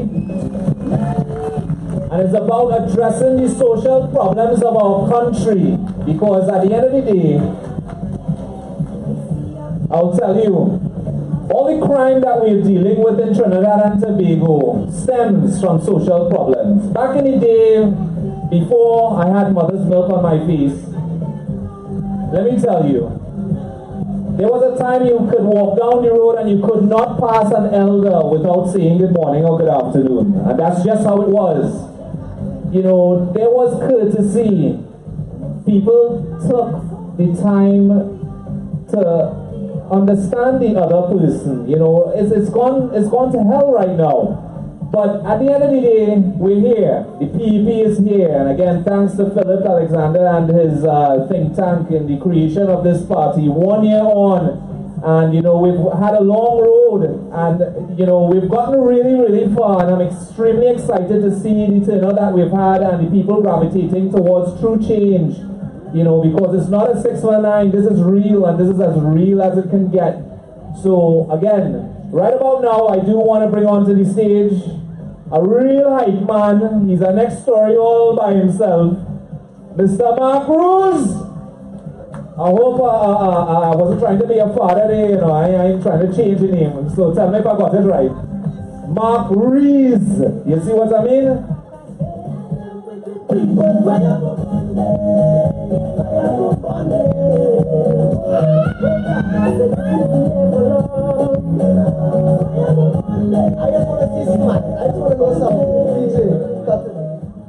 I just want to know something. How you just wear one of the loudest color jerseys in the world and everybody quiet? I don't know who. I would love Phillip to tell me who came up with orange, but I just feel like everybody should see you from far. I'm from Tobago. I was coming quite up there. I didn't know where I was going until I see orange. Nowhere. Waze was just selling me all over the place. There's a whole mad scene. There's orange, and yet all of the quiet. Uncle look like he want to shout business. I know Uncle is chest. I understand. Don't worry. You shout. You just shout. You're supposed to bring your grandchildren to shout for him. Next time. Next time. Trinidad and Tobago, boy. I'm from Tobago. I'm in Trinidad, me in Trinidad long, but I see so much and so much people cry out to me. It's a pain, it's a pain. This is what I get to understand. Who here does watch the World Cup? That's what I want to know. Who does support the World Cup, watch football and think they have a favorite team? Somebody shout out their favorite team and think for me. Barca is not even a World Cup team, Phillip. But no, Phillip. But no, your favorite team for the World Cup. Pick a country. Argentina. Messi is a Messi fan. Somebody, I ain't hear nobody from this side. France. When last France win anything? Let us be real. Could we give France French fries and then just, you know, allow them with everything else? Could we just leave them with that? Every World Cup is 5 years. 5 years of campaigning. 5 years of training. 5 years to go up. And you know the only reason half of we just push we team. Were you pushing your team for a player or for the team? Alright, so which means that you don't know none of the players' names. Anybody who call a player name, a team, could tell me the player names on them? Could tell me what they stand for, how good they could play, what position they play, anything like that? That is Trinidad and Tobago politics for them. That is Trinidad and Tobago politics for them is the World Cup. After 5 years, you stand up 5 years and you campaign and your players and half all they don't know nothing but the star player. Everybody was red and ready, only no round. Half of them who stand up in yellow jerseys is only no Kamala. Ask them who's their constituency member, nobody couldn't answer. 5 years. And then you know the hard part? Just like in the World Cup, when you don't see your team play ever again for the next 5 years, it's the same way with your constituency member. Study it. The Trinidad and Tobago reach a point where it's World Cup, we just play every election. I don't vote party. I don't even like to vote. I've been really told you. This is probably the first time I can vote, and I could have voted at least 2 or 3 times before this. Because I want to understand something. I definitely not here for orange jersey or PEP. I being relative. I here because I believe in one person, Phillip Alexander. I really believe in one person, Phillip Alexander. And more importantly, after believing in Phillip Alexander and seeing him build a team, I sure know every single player on that team and what every single player on that team stands for. When I tell you I saw. Because if you ask anybody from any other party and you ask them who's the players, they can't tell you. Nobody didn't know Imbert till he started to cut things and tax things and raise things. I didn't even know Imbert till he started to raise things. But I mean, as they say, you know, you try to compensate in certain areas. If something can raise, something else has to raise. So I guess that is it. If you're shortcoming in certain areas, I guess you have to raise in other areas. That is, I guess. You know? Being a...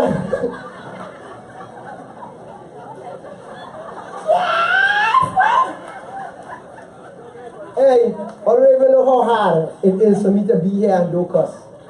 I've been so really told you, I really like obscene language. There's a lot of people who turn and tell me why you had a curse. I want you to understand something. Obscene language is a language. Language is in the word obscene language. You can't tell me obscene language is not language. Trini speak 3 languages: dialect, English, obscene language. And even the women who you believe is go to church and pray and holy and telling you not to curse, as soon as they get a bad drive and no indicator didn't pass, will turn and tell you about him. So because I can't curse, I see a jersey, so I can't bring the jersey on the stage. So every time I want to curse, I'll just point at it. So my brethren here, check me. Alright, so every time I say that they're doing, I want to just watch the jersey. Because at the end of the day, every time I see the news come and they try to pop a bill, what I realize is they're doing. Every time I only point fingers and start, and listen to me, that's the funniest thing I've ever seen in my life. When Mr. Rowley was opposition leader, he turned and he said that any government that could point fingers at the opposition and avoid their responsibilities has reached the point where they don't know what to do. So when he pointed fingers and he said the reason why the crime is that way is because Kamala didn't sign that anti-gang bill. Listen to me, Rowley, you don't even know that was. You didn't even know it. I didn't even have to say it. I didn't. It have a certain person before I come down here and call up my boy Phillip name on Facebook. They asked me not to call names. I can't call names for you. All I could say is, I'm not sure what side you're on because you was trying to follow Phillip in the bathroom. That is all I could tell all you. I wouldn't go into detail, but we're not sure because you was trying to follow Phillip in the bathroom. Now, I just saying, I believe that Jesus said, be fruitful and multiply, and if you follow a man, that is definitely. That is all I'm saying. So you follow him, and you pop a status, and you say, you would never come this event today. And the reason why you would never come and it don't make no sense is because Phillip Alexander raw and unedited. But then in the same sentence turn to say, at least with Kamala and Rowley you know what you get. I think if somebody raw and unedited, you sure you know what you get. You sure, listen to me, the old people used to say, people who discuss plenty, just tell the truth. Because they have no filter, they don't have time to try to think. I was in a protest the other day because I want to know something. I'm fighting something personally right now. I'm not an entertainer, I'm not a politician. But I'm fighting something personally because I realize there is at least 4 or 5 schools, plus more, in the South that as September 2015, I want to remember that date because I'll come back to it just now. Come close. So 4 or 5 years, Kamala's in power, and she built people's schools. Little primary school children, high school children, reform, Rashmi Trace. September 2015, come along, and she lost. I just asking a question. How we just find money to party? How we find money to line? How we find money for everything else, for boat and everything else? And we have schools that 90% done and children are studying at temple. Let me ask you something. Most of them schools is either Hindu or Muslim. And since PNM in power, they ain't touch that school and lock up with that grass there. I tell them it's best to send him Bertie them cutting everything and they cut the grass one time. That's why I tell them them cutting everything and they cut the grass one time. That is the most amount of I want to hear let's say. Because I can't say it, so I want to hear let's say. The most amount of that is what we're talking about. That is what. That's why you have to tell them, and anytime they see that orange jersey and they feel like they're big, they're bad, and they're brave, and they want to attack, and they want to this, and they send fast zero, and they send this one, and they send that one, and they make fake profile. Tell them, because in PEP we don't take.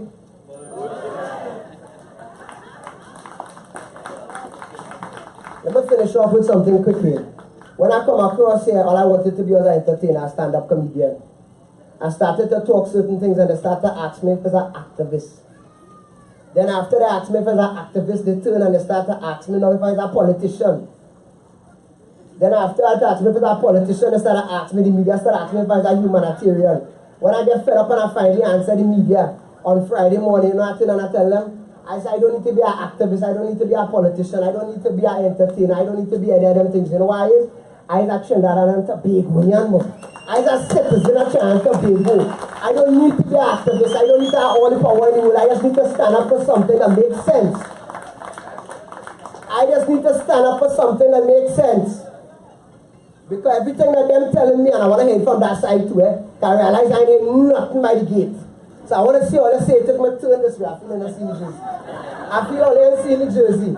Because everything that they're telling me is what? Everything that I see on the news is what? Alright, I couldn't curse, but I love the fact that all they help me. I love this crowd. I'm glad to see all the smile. I come here, everybody wants thing. Know what I represent, what I have on the jersey.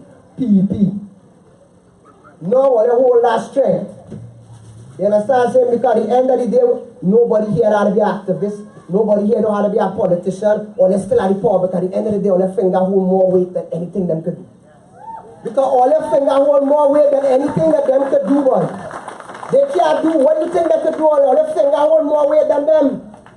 The same weight that the gangster have. When we have heat trigger finger, we have a voting finger.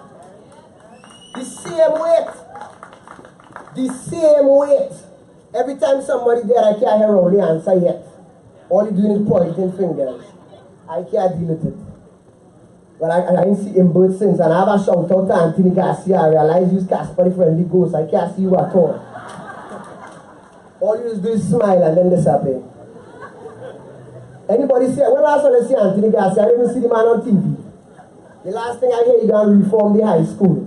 I don't know how we gonna reform administration in the high school if we have schools that are not even open. I think we should act. I don't understand. Anybody here ever build a house without foundation? How does this work out? Anybody ever build a house without foundation? Let me make it deeper. You got children in the crowd. Alright. I'm freezing it in my mind. Give me 2 seconds.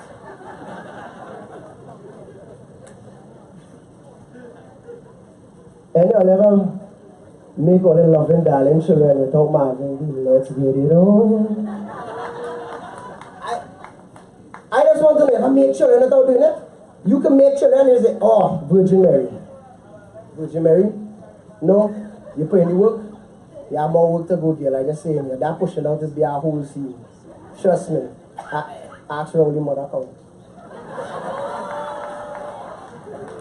Alright, so I come off the stage already. I don't know why, but they just keep pointing at me in that corner there, and I know it's not because I'm good looking. I'm sure it's not because I'm good looking. Alright? So I'll finish off with this. If you are to stand for something, and as I tell all you, I'm neutral. If I ever be an entertainer, I hold no party. But I hold respect for people that I see doing the right thing.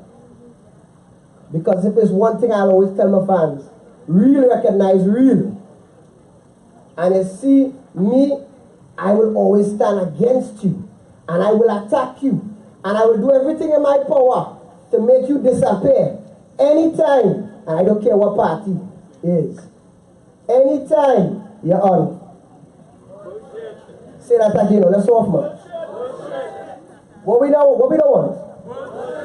What we tired of? When you see that tell all the children that come home and it had no proper education, what is? When the gas price raise, what hours? Who wanna go to Tobago and can't go to Tobago, what hours? I gotta say one more thing, certain people might not agree with me, but I just want to understand something. I read something earlier today. Jamaica has broken the record in the Caribbean for the most tourists. They broke it. I just saying, my personal opinion, not PEP, clear that air one time. But they definitely broke that as soon as they legalized marijuana, just saying. All the time they were suffering, they just legalized marijuana, everything else was okay after that. They just break the record. I had to put that in there, that one is to the youths. I spoke for all of y'all, the youths. The youths are here, the boys, if I come up here and I talk for all, they alone. And I don't stand up for the youths, automatically, guys. Enjoy the evening.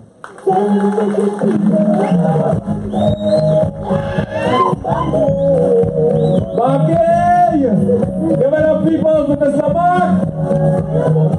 Well said. Boys are trick, boys are trick. But anyway, people, we have a little, we may have to have a little small intermission right now.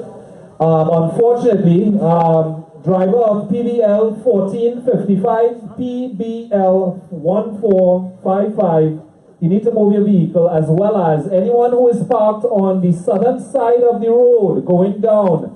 You're unfortunately going to have to move your car. The police, I believe, just open up the parking area in the back there, where they're going to direct you to park your car in a more secure area. They just want to have more clarity for vehicular passage, as well as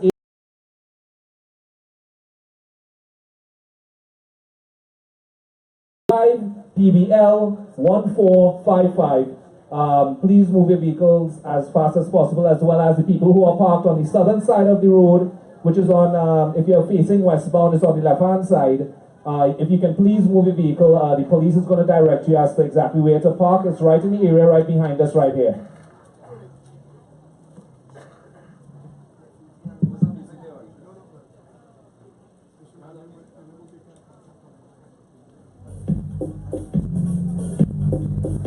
Yeah, guys, just move your car real quick. We have some entertainment coming on. We're not going to start the entertainment until you guys get back. So just sort it out real quickly. And like I said, the officers will give you assistance in moving your car over to the car park there.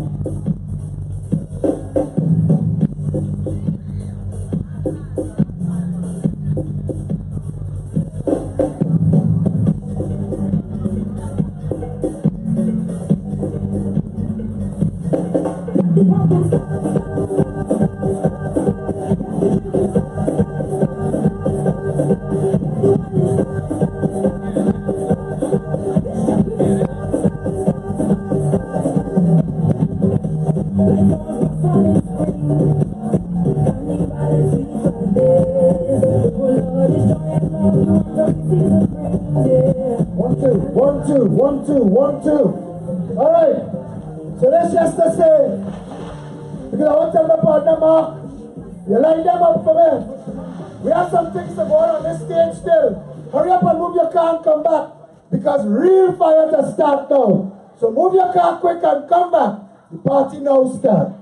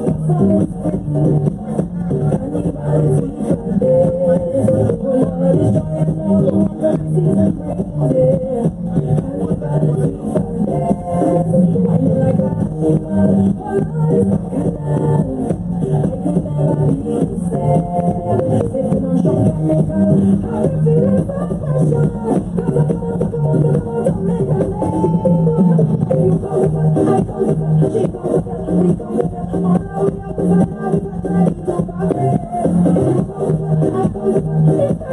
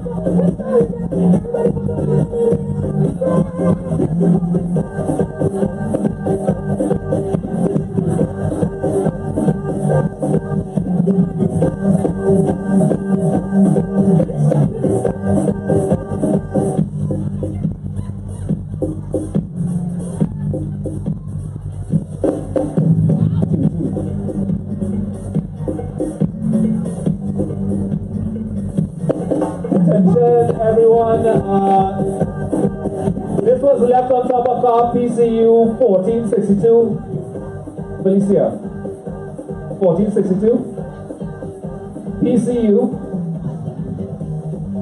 1452. We have a bag here that was left on top of a car. I'm not sure if the owner is around. That's you in the back there?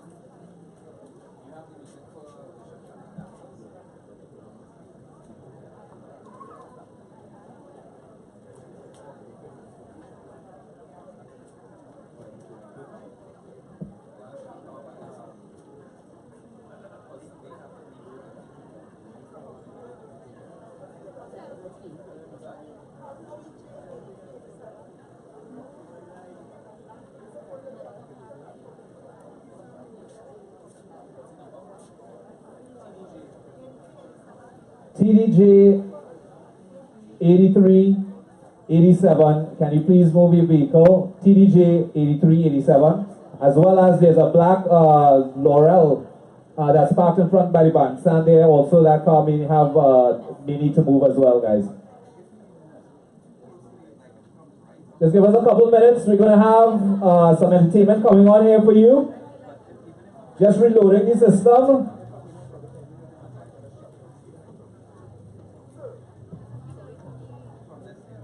At this point, we would like to get some feedback from you as to what you think about what we have presented so far. So, I would like for you, in terms of what you've heard, just give me a round of applause to let me know what you think of what we've done so far. The bigger, the louder. I know you are really enjoying this. Okay.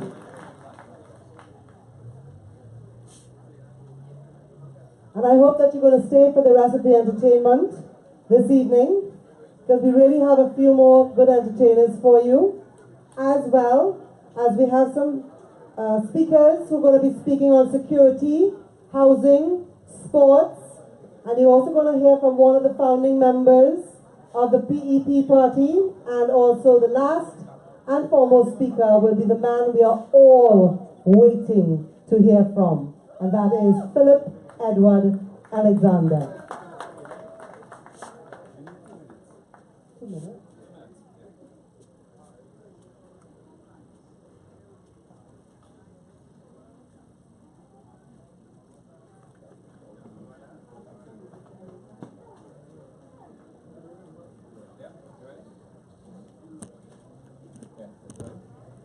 Alright guys, right about now, do welcome to the stage the Shift Jakti Dance Company.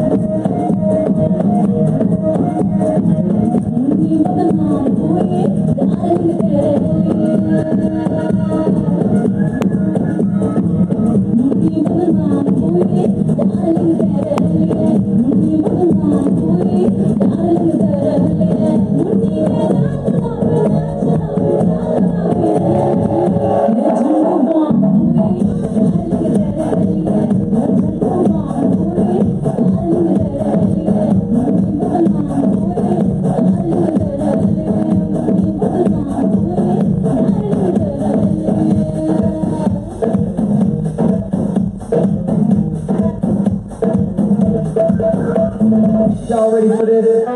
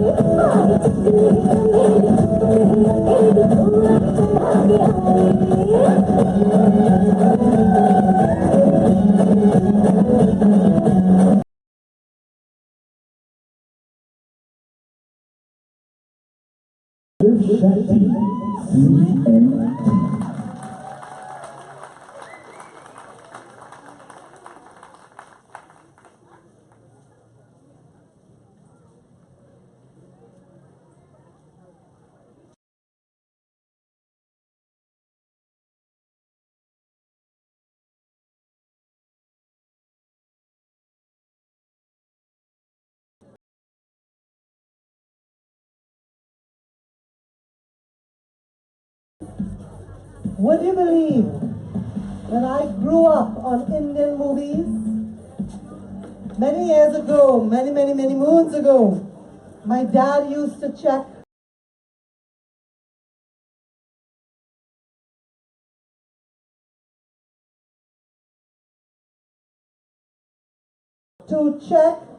this particular show called Rampaka Lakshman.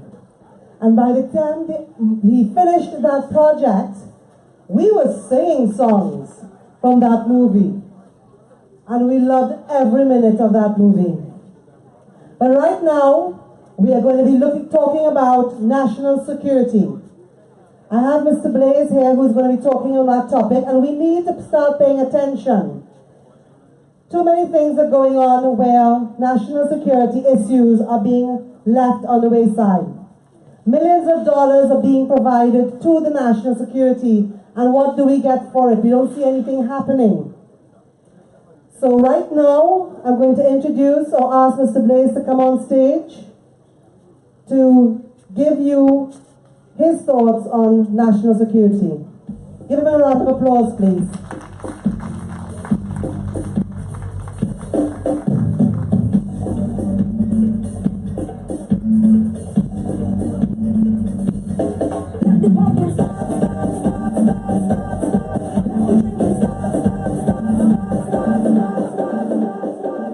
evening, ladies and gentlemen.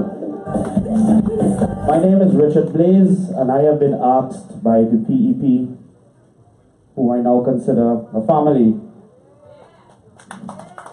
to present their portfolio for national security.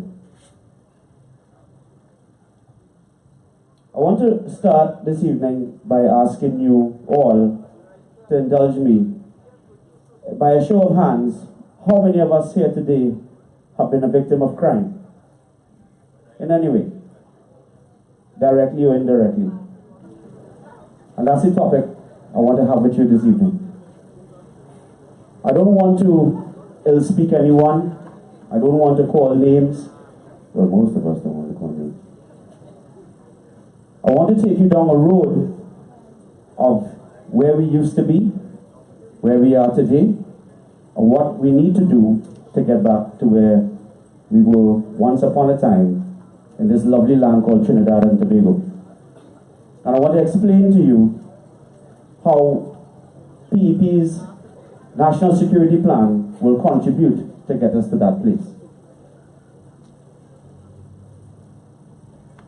You remember the days when it was okay to sit in the evening and look at television and leave your door open. We no longer have that. You remember the days when you would go to beach houses for summer vacation and you could sleep with the doors open and the windows open. We no longer have that. We live in a time now where you have to be mindful when a simple walk from a shopping mall or the grocery to your car could leave you with nothing or worse. These are the times that we live in right now. One of the fundamental values that we have lost in Trinidad and Tobago is respect.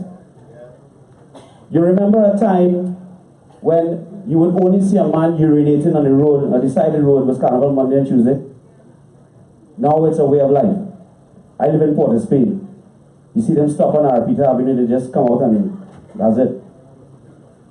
We just lost total, complete respect. And we have no respect because we have no accountability. And that's a fundamental problem we have in this country. We have no kind of accountability. And we keep hearing the same things over and over and over again. Year after year, regime after regime, we keep hearing the same things. And they want us to believe that by doing the same thing over and over, we're going to get a different result. You are going to hear for Carnival, the Minister of National Security is going to tell you zero tolerance on crime. You're going to hear that. This Carnival, you're going to have zero tolerance. So I'm thinking to myself, well, if it works for Monday and Tuesday, what about Wednesday and Thursday and Friday and the next week and 2 weeks after that and a month into that? Why can't we do it? Is that either we either that or we pass legislation for every day to be Carnival Monday and Tuesday so that we'll be safe?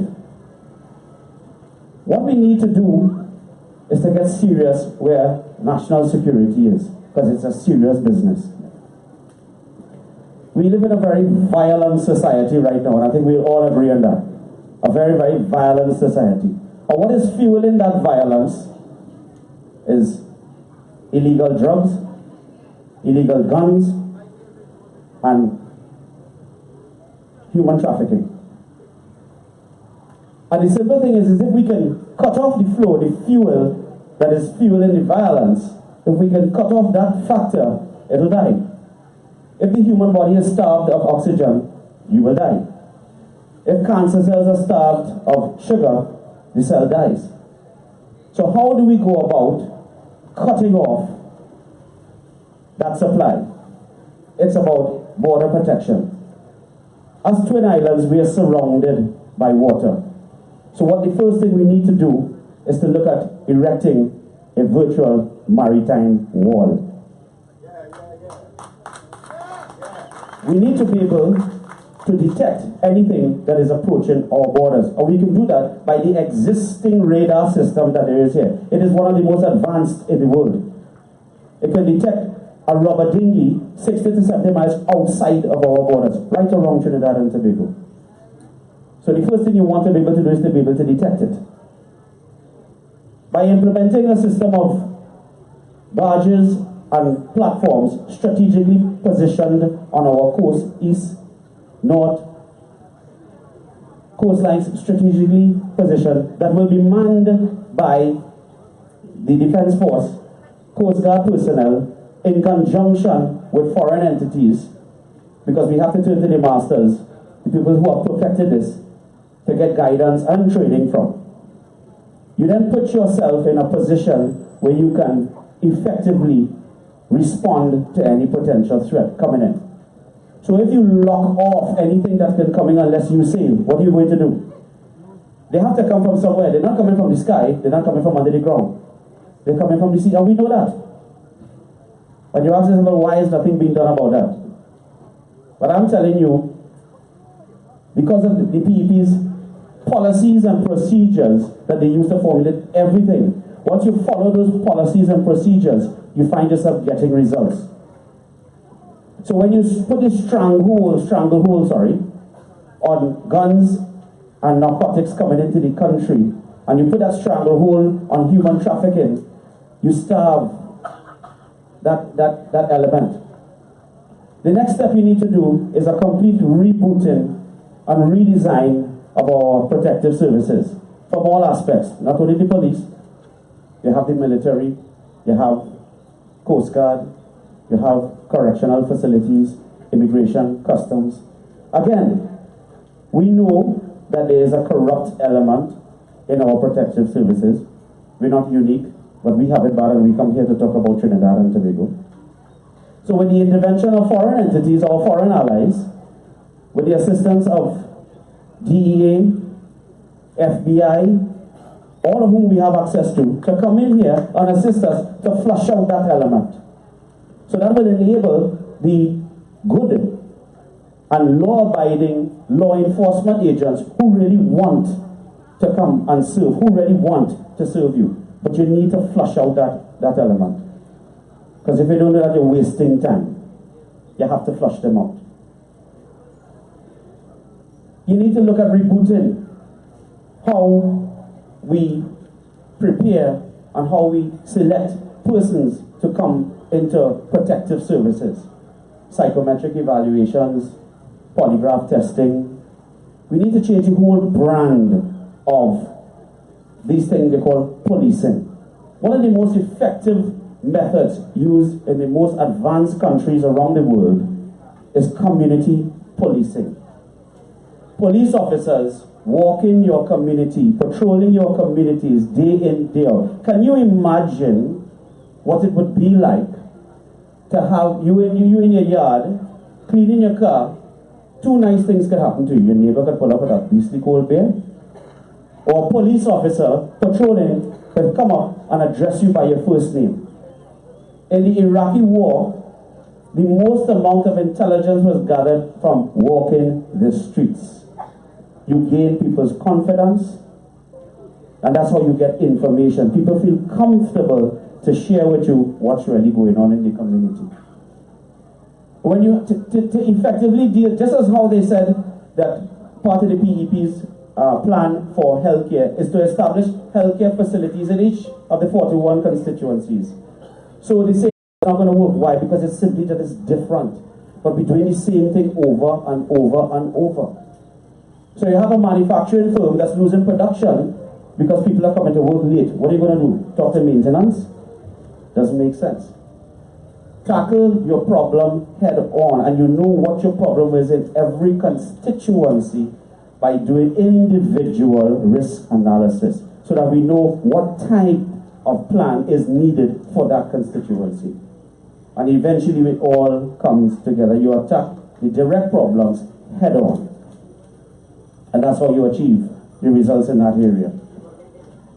Training and rebooting, you're revising your recruitment policies, better, more advanced equipment, completely computerized database, which we know we have but is not being used, facial recognition software for CCTV surveillance,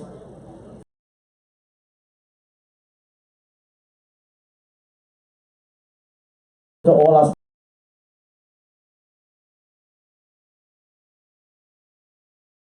Grounded in service through humility and respect for people, respect for our adults, and and respect for our children, and respect for our animals.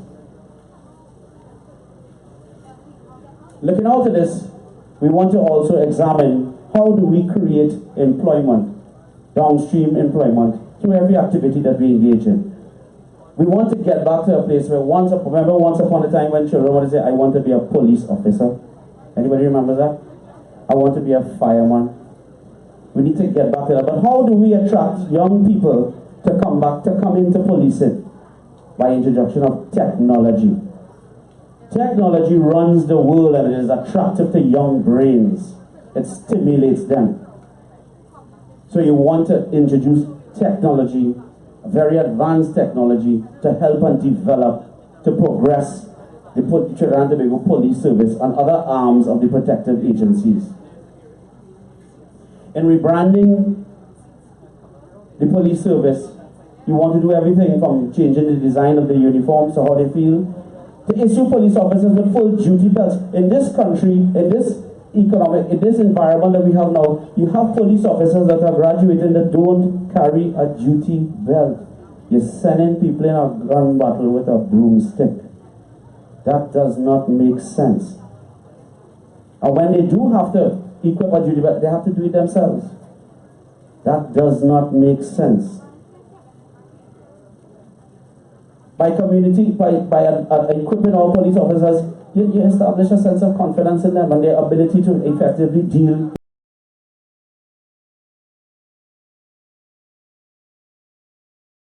So far, it's quite simple, as you see. Create that stronger protection of your borders. There's a lot more that needs to be rolled out that I have information on, but my time is restricted because I'm getting the signals already. So I hope to have this conversation with you again sometime soon. I'd like to leave you with my version of a very popular statement. I got this afternoon from being here and looking at the response of persons. There's a popular saying that goes, real men wear pink. I'd like to respectfully put forward to you something for consideration. And that is, real men put God first in everything that they do. And then they don the color orange to carry out his work. Thank you very, very much for your time here this evening, ladies and gentlemen, and God bless you.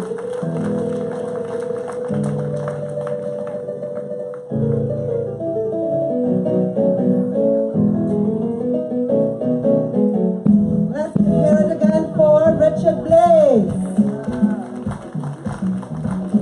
Are any of you getting angry as yet? You realize how simple the solutions are? Why is it they are not being implemented? Our next speaker is Misty.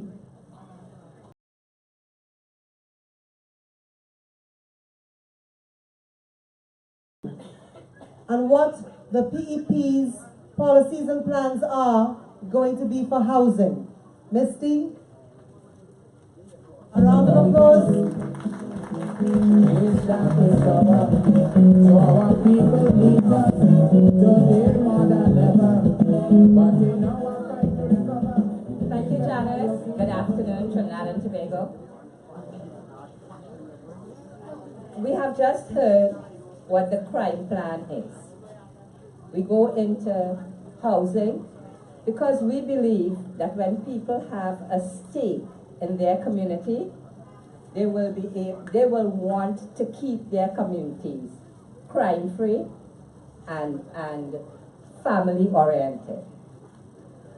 One of the foundation policies in the PEP is about family. It's about building back the family and keeping them together and creating great communities. The PEP housing policy makes it possible for every single citizen to own their own homes, regardless of where they are in the labor market, from the minimum wage worker right up.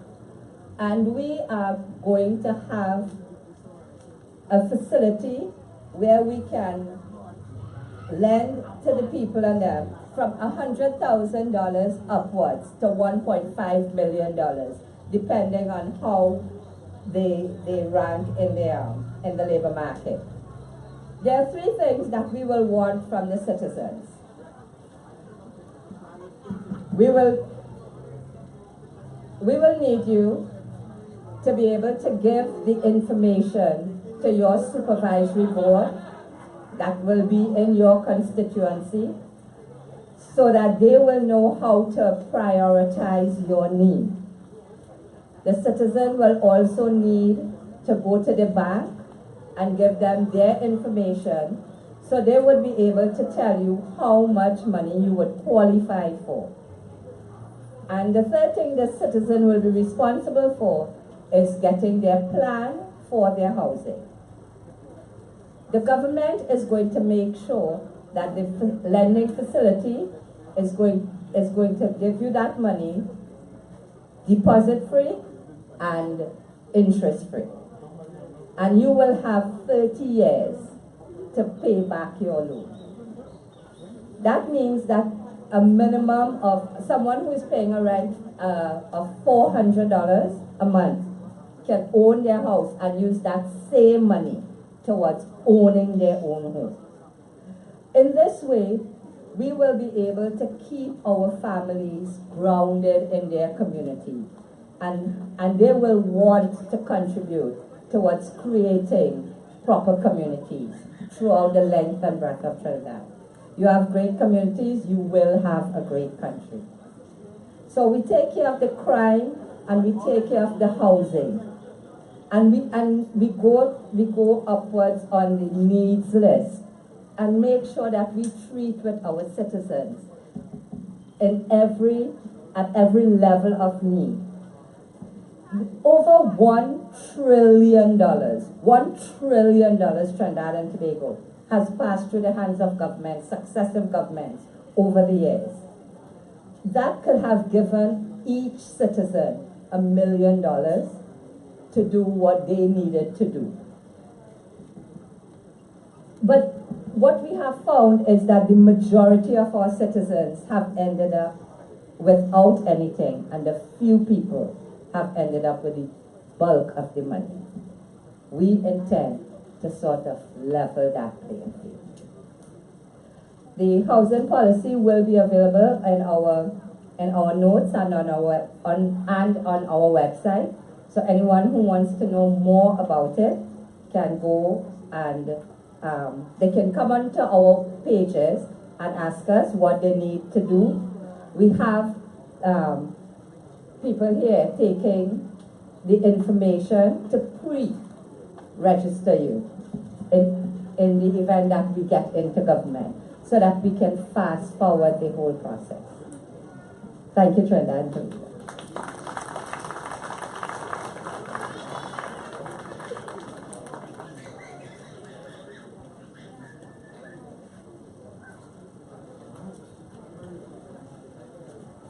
All right, TNT.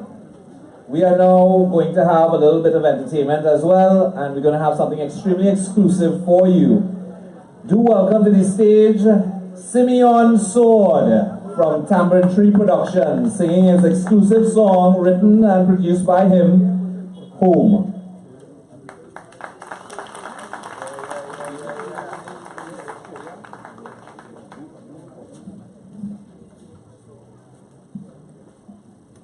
Yes, give thanks and praises. Trinidad and Tobago, let me hear you. Do you love Trinidad and Tobago? Is this place our home? Or are we immigrants? Do you love your home? Do you like the things that is happening today in our homeland? So we are rooting for a change, alright? But nevertheless, all what happening in your homeland, you are responsible for it. Alright, so take some of the blame. Until we make the change, it will always remain the same. Okay, so DJ, for the lovely people and them, let me sing a song. Play it a little low. I have been through a lot of places. I've seen me a lot of faces. I came out of my comfort zone. Still there ain't no place like home. Trinidad, I love you, you know. Ease it up.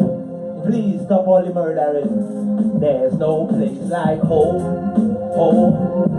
Where I live and where I love to be. There's no place like home, home. Pray for the guidance of my family. There's no place like home, home. Although it's not the way it used to be. There's no place like home, home. There's no place like home. Load up. Forged from the love of liberty. We are blessed with good weather and geography. In a multicultural place, every creed and race greet you with a warm embrace. The drama in the Express, Newsday and Guardian. I am proud to be Trinbagonian. Some people say we tricky Trinidadian. We are godfathers of the Caribbean. It's my home, home. Right here I live and where I love to be. There's no place like home, home.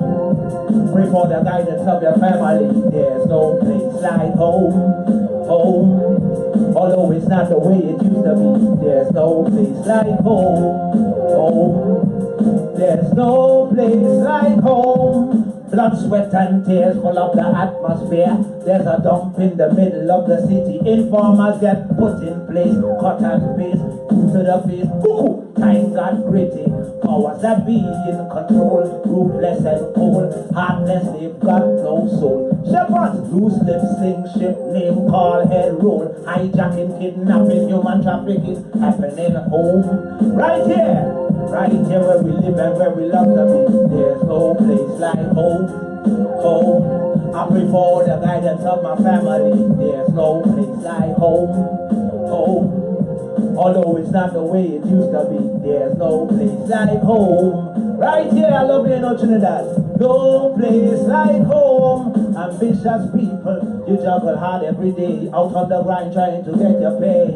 There's so much evil set like a trap in the way, and some of the shepherd lead their sheep astray.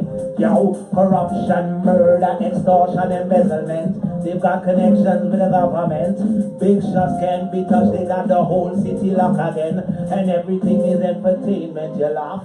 Home, right here is where I live and where I love to be. PEP for the people. Home, right here. Pray for the guidance of my family. There's no place like home. Right here. Although it's not the way it used to be. There's no place like home. Right here. Yeah, no place like home. Again. Forged from the love of liberty.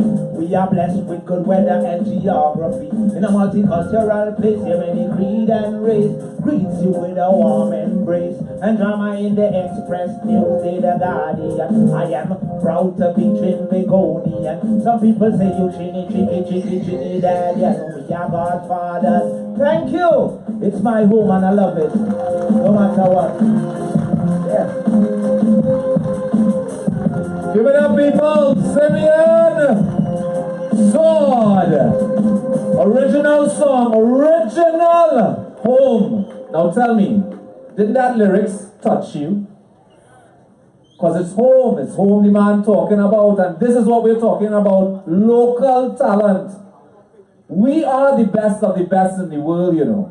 I've lived abroad for several years. Every Trinidadian I've come across, let me tell you, always at the top of their class. If we can get our people back home, Trinidad will be the best place on earth, you know. And that's a fact. And this is why the PEP is here, because the whole reason why our middle class have left Trinidad and Tobago in search of a better life in first world countries around the world is simply because we have no opportunities here. And that's what we need to create. Reason to be home. Not in another man's land as a second-class citizen and making their country a better place to live. This is home for us, and this is where it needs to be.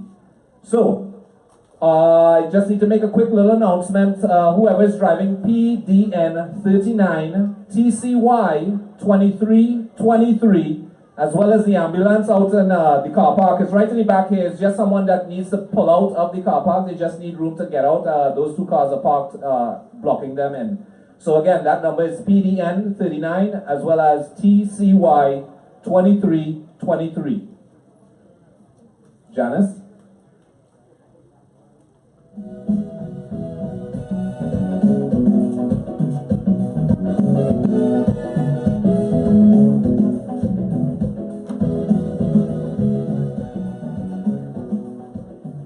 The word home I can identify with because I was able to live abroad for 1 year. Well, I went to college for 2 years and then I went to the States for 1 year.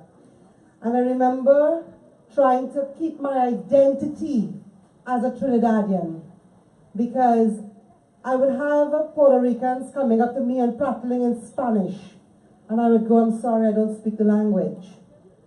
And then I had a lady say to me one day, she goes, so what are you? I go, what do you mean, what am I? I said, I'm a human being. And I am a Trinidadian. I live in a country called Trinidad. And she said, yes, but what are you? And then I realized what she was implying is my complexion. And I had to explain to her that in Trinidad we have a mixture of races of all colors. And I am what we call a callaloo because I am mixed up with every single thing you can think about. So I made up my mind that by Christmas of that year, I was coming back home. And I have no regrets at all.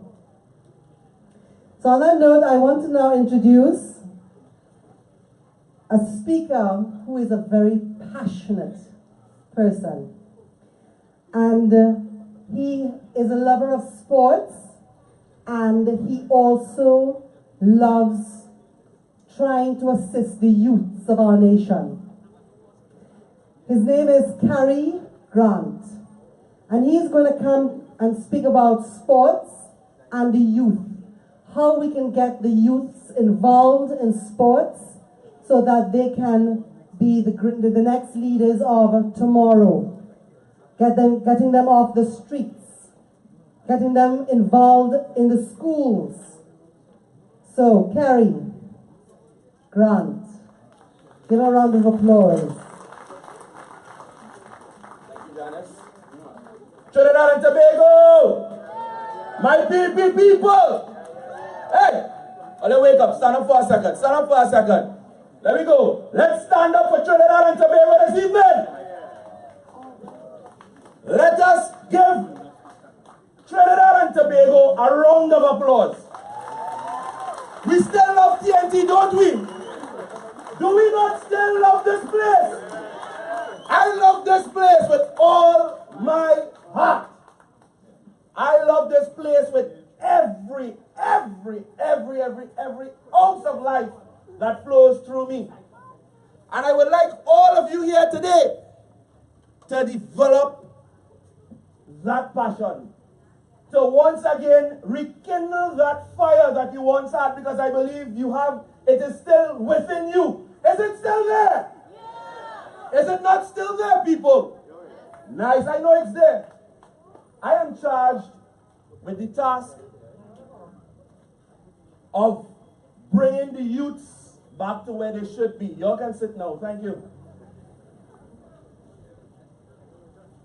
I'm a sportsman, people. I love sport. I grew up in sport. And back in my day, sports meant something. Being a sportsman meant something. It wasn't just about playing the game. It wasn't just about being able to run fast, being able to hit sixes, being able to score goals. But it was also about discipline. A sportsman, long time people used to look up to them. Isn't that true? People were proud to stand next to the cricketer, next to the footballer. Because they weren't just the best at what they did, but they also gave back to the communities. You would see them out there on the grounds. You would see them coaching. You would see them in the schools. But people, sadly, it is not like that today. It is not like that today. And I would like us to bring that back. With your help, I believe that we can change things. We can turn things around. In schools, today sport is basically dead, it's non-existent. And some of you may say, no, when you're saying it is a fact.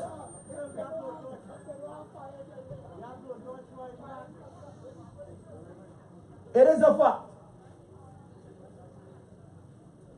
Some of the policies that we will be implementing once elected will change the very face of Trinidad and Tobago from kindergarten come right up where sport is concerned, because I will be spearheading not just sport, but the integration of sport, education, and social development. I believe the three go hand in hand.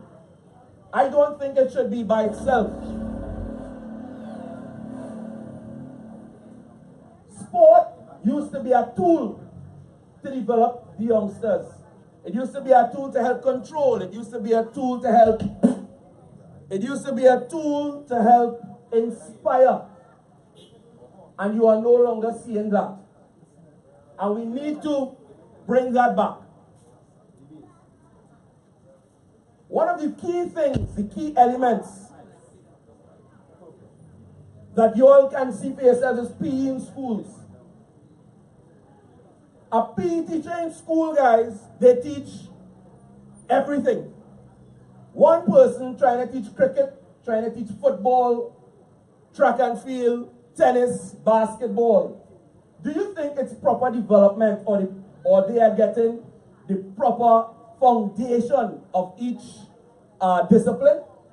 No. It is why we are being left out. It is why Trinidad and Tobago right now, we are losing in everything. Because we are not implementing structures from ground up. And this is where we need to return. We need to go back to the basics. We have to go back here and build again. To me, it makes no sense 4 years prior to the World Cup to try and pull a team together. It makes no sense. What we should be doing is forget the World Cup for 4 years, for 8 years. People might say, Kerry, you're crazy.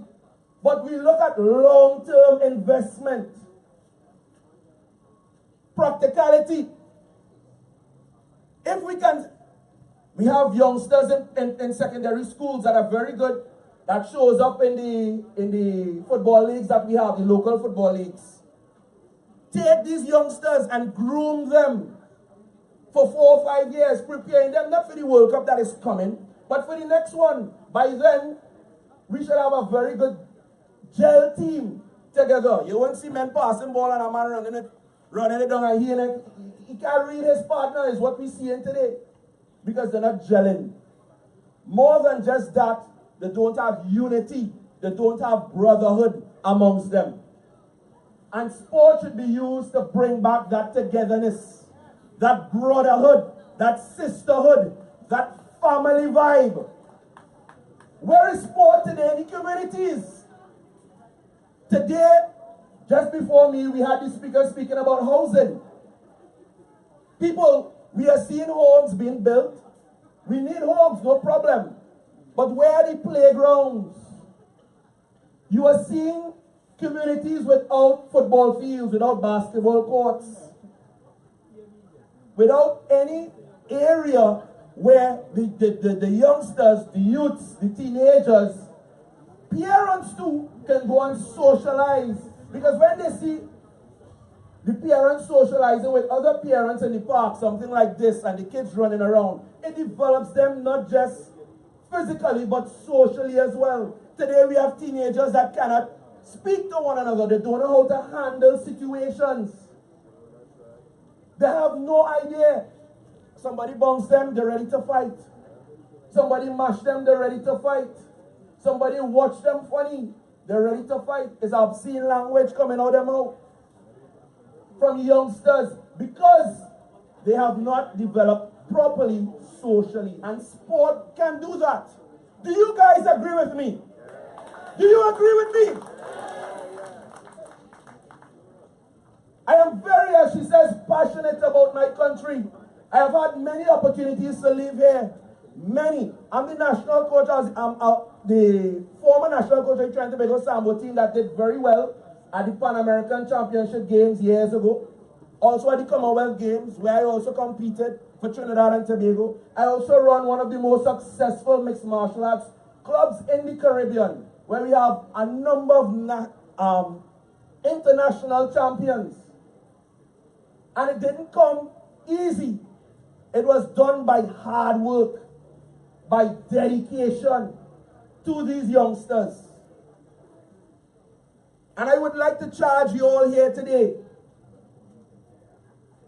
to don't just see your teenager or your youngster or the neighbor's youngster as a troublemaker or as just another body. See them as the prodigal son or daughter.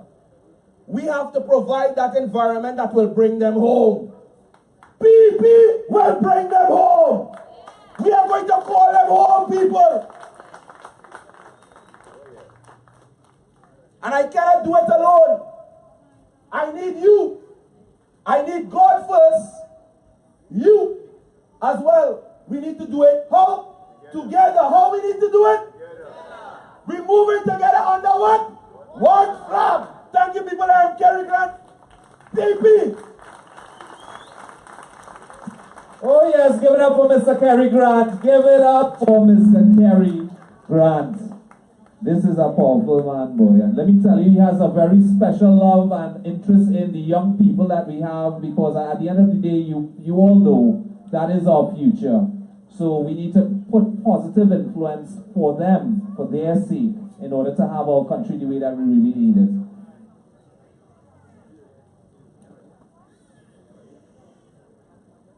All right, well, we have another entertainer coming on.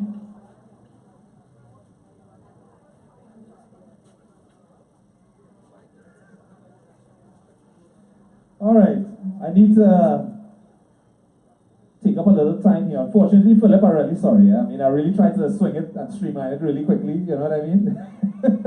But anyway, Trinidad and Tobago, you know, we are here to bring change, to show you how we can make change. And again, come down to Stanmore Avenue, 12 noon, every Saturday, 19 Stanmore Avenue. Ask your questions. Look at PEP's policies at a glance. Check out our page on Facebook. Check out our web page. See the paraphernalia that's on there. And every bit of information, you're going to see where the paper trail, where we can make this work. That's what it is.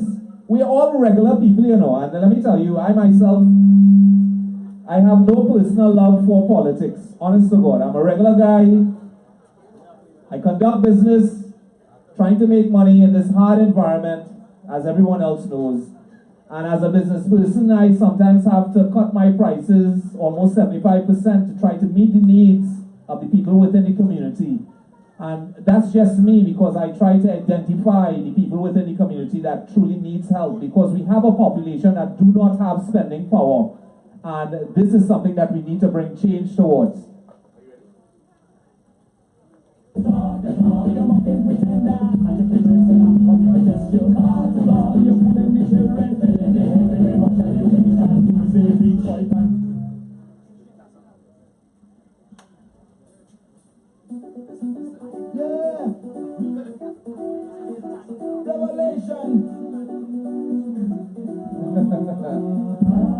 Oh yes. Ah boy, we have a little pressure. Yeah, boy. Oh, they get it? The drum. Hold on, we have some extra entertainment coming up, so don't go nowhere. We also have massive co-sign in the house tonight. Oh yes. So don't go nowhere, the party now starts. I hear any drums. Where the drums gone? So again, Trinidad and Tobago, this is a party truly trying to bring real change. There's a lot of people out there that says, you know, this party is going to end up being just like the UNC or PNM or any other party in its past. But in true essence, the only two parties that really had a chance to bring real change to Trinidad and Tobago is really the PNM and the UNC. And again, like I said earlier, it's been 55 years, we've had independence, that's 11 administrations. That's a lot of people, a lot of leaders, a lot of people who say they're leaders, a lot of people who've said that they would do better for us, the people. Ah, boy.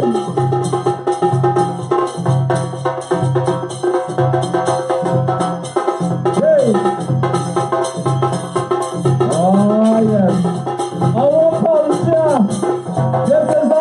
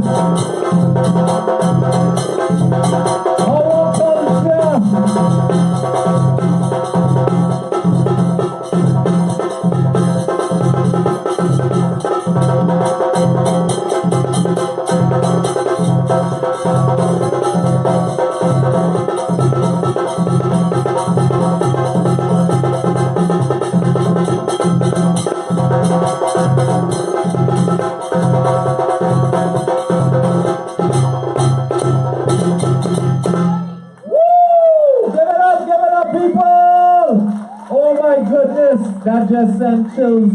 Oh my goodness. All applause raised. And again, this is our culture. This is us, Trinidad and Tobago. We are a multicultural society. It's many of us. We can't have racism. We can't have tribalism. There should not be segregation. We are all Trinbagonian. There's no division. No division. Janice. Thank you. I want to now call on stage Ian Griffith. Ian is one of the founding members of the Progressive Empowerment Party, and he is going to be talking about some of the policies and plans of the party. So Ian, where is he? Ah, here he is.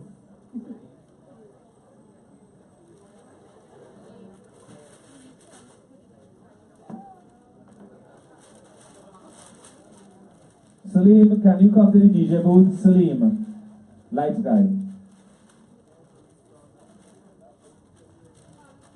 He has come prepared.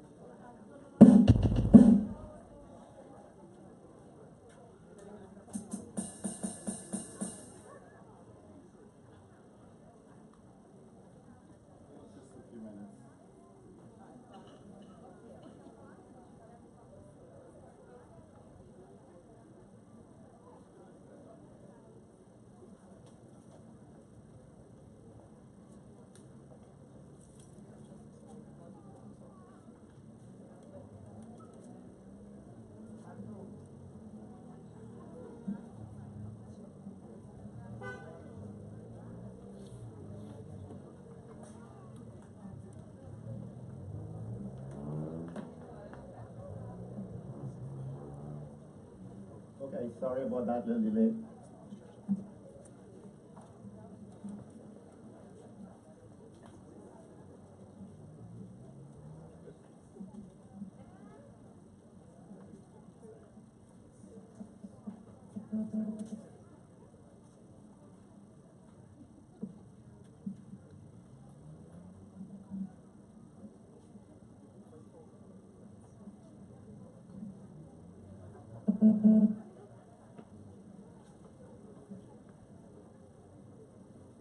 Testing, 1, 2, 3. Good. Okay, sorry about that little delay in the preparation. Thank you. Everyone here tonight, all protocols extended. Let's try to make this party a little informal, but the PEP party is really an informal party.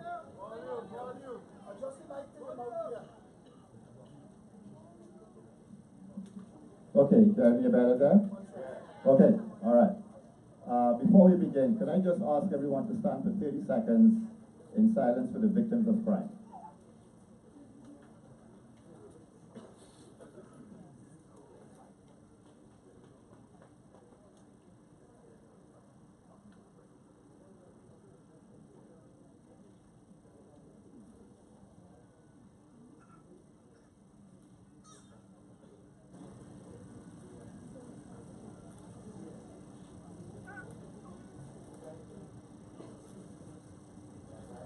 Thank you.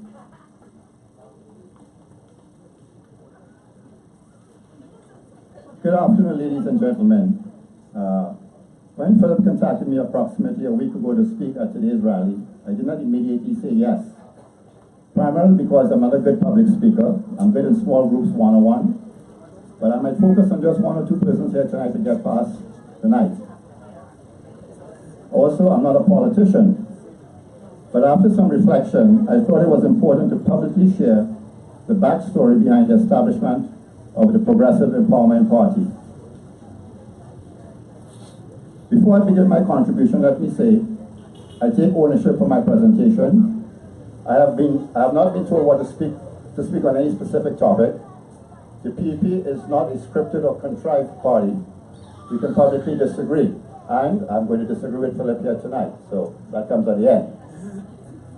My presentation is divided into two segments: the birth of the Progressive Empowerment Party, and the other one is entitled Leadership, Obama Obsession. The son my school was attending was relocating to Long Circular Road, Maraval. There was strong opposition to the school's relocation, predicated on two spurious arguments. The area is residential, and it will increase traffic woes. The second has never materialized. The PNM controlled the Martin Regional Corporation under the leadership of Chairman Darrell Smith filed for and obtained an injunction to close the school. It is alleged the Member of Parliament for the area, Mr. Com Imbert, said that school will never open. Parents staged a protest outside of the DMRC to have an audience with its chairman, Mr. Darrell Smith. I can only assume on the morning of the protest that he shaved, showered, and urinated, because when we arrived, he did not piss on us. Two police officers were then instructed to lock the door of a main building that is publicly accessible, denying us access to have a representative to speak with him. It should be noted, we did not riot. We disbanded and departed. Now keep in mind, the UNC was in government and the PNM was in opposition. This is 2014. I'm not a lawyer, and I can't explain how the then Attorney General joined as a second name claimant, and I quote, to protect the public interest. Let us look at the Machiavellian maneuvers and the actors involved. The DMRC and the state were represented by Colin Kangaloo, Larry Lala, there comes the big one, Stuart Young. Botuari, then the Minister of Planning, got a very big newspaper's headline that says, "It's your fault," referring to the school. Now remember, he was a former pro-vice chancellor and principal of UE. Kamala Bissessar, then PM, usually a very talkative person, was muted. Now remember, she was a lecturer and our first female Minister of Education. Member of Parliament, Mr. Com Imbert, aligned himself with the objectives, a man known not to have sterile debates or engage in academic discussions. A prominent UNC senator, relative, operates a catering business next to the proposed school site. Joe Perez, PNM, operated a restaurant and sold sushi and alcohol in the said building. Now, Eric Williams is quoted as saying, "The future of our country is in the school bags of our children." Kamala Bissessar is quoted as saying, "Education is an investment in our future." Now, what would cause the collusion of the UNC and the PNM on the closure of a school? I will plant a flag here and return to it. Now, let me list a few of the residences in proximity to the school. KFC, Church's Chicken, Malabar Meats, a Chinese restaurant, Boomerang, Diane's, Pan American Insurance, Ambassador Hotel, Republic of China Embassy, proposed site for the headquarters of the nursing headquarters of TNT, St. Andrew's Private School, Casa de Bambini Kindergarten, EFCL, Education Facilities Company Limited, and the mother of all residences, Ministry of Rural and Local Government.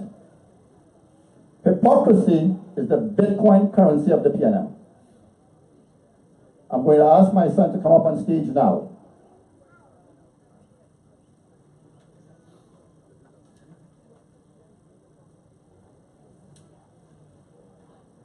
I want the nation and the world to see how a team of lawyers, including Stuart Young, could use their law degrees to ply their craft against the opening of a school. I want him to remember Stuart Young. I want all the kids to remember Stuart Young. Stuart Young, Kangaloo, and Lala have their education. Not only that, they're attorneys, but they want to collude to deprive a child the right to an education. Thank you.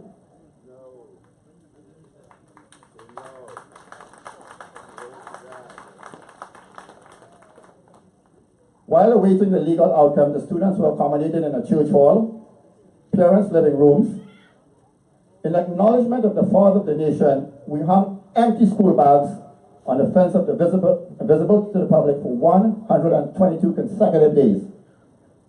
In the interim period of uncertainty, it pitted residents against the school, fracturing family ties with opposing positions. Students were traumatized, teachers were uncertain of their future employment, and parents were hanging in limbo. The Honorable Justice Devendra Rampasad ruled in favor of the school, and the injunction was lifted. This experience jaded me. I will now make reference to two persons in history, and I do not hold myself equal to them in any way. This was probably how Mahatma Gandhi felt traveling first class in 1893 on a train in southern Africa, and the conductor asked him to relocate to third class. This is probably how Rosa Parks felt traveling in 1955 on a bus in Montgomery when she was asked to move to the back of the bus. There are moments in life that can change you forever, and you in turn must use that change for the betterment of others. I met Phillip Alexander for the first time at the DMRC protest. He did not have a dog in that fight.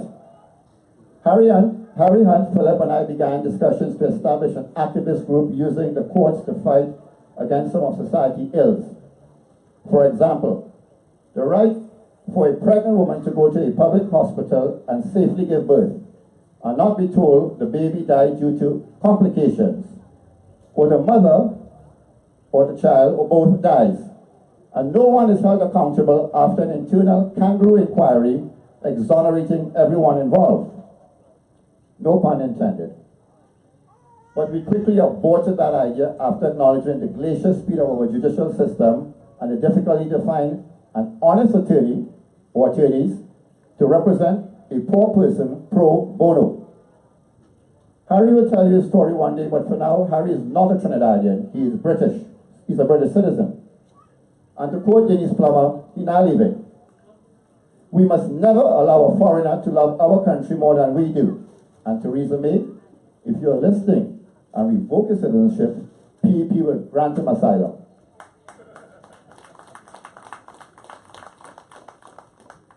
This realization is what gave birth to the PEP on January 17, 2017. Not for the aggrandizement of unfettered power, but a response to state-sponsored injustice, neglect, and discrimination.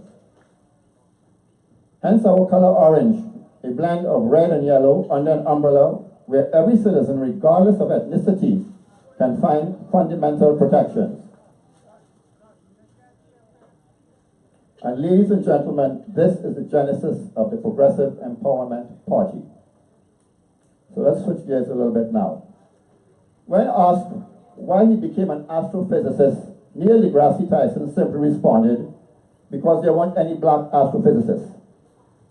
Recently, he was asked to speak at a graduation, but rather than give an inspirational lecture that you would expect from Microsoft Satya Nadella, Yahoo's Melissa Myers, or Apple's Tim Cook, he offered a parody, and I paraphrase. An employer was interviewing two candidates for a job. The first candidate was asked, what is the height of the pinnacle in the building in which you are standing? He responded, I'm an architect. I've memorized all the heights of all the pinnacles, and he answered 155 feet. That was the correct answer. The second candidate was asked the same question. He proceeded outside and measured the length of the shadow of the pinnacle to the ground. He then measured the length of his own shadow vis-a-vis his own height and returned to the interview. When asked what was the height of the pinnacle, the second candidate responded 150 feet. Neil deGrasse Tyson then asked the graduating class to indicate which candidate was hired. He informed the graduates the second candidate was hired, and all of you must be asking why, given the correct answer is 155 feet. This was his response. The first candidate knew what to think. The second candidate knew how to think.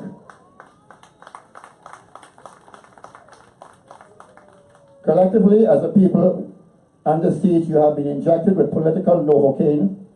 It's administered every 5 years, and it numbs you into a false sense. The pain is gone, and as soon as the Novocaine loses its effectiveness, they inject you again in the voting booth. Except during 1717 and 18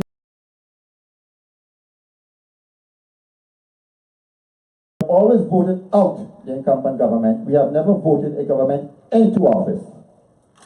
And you have been lulled into believing you have changed governments. And you ask why? Because you have been taught what to think and not how to think.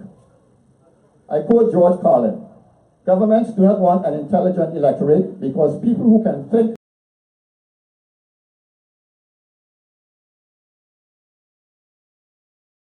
dumb enough to vote. If the collusion of the UNC and the PNM to close a school is not enough evidence of this, let us review their common history.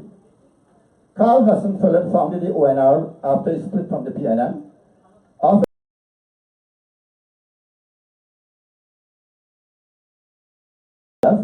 In 1986, the national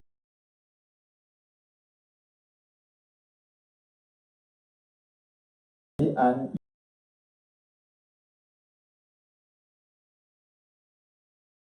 after a split from the NAR. In April 1989, April 30th, Bastille Pandey founded the UNC.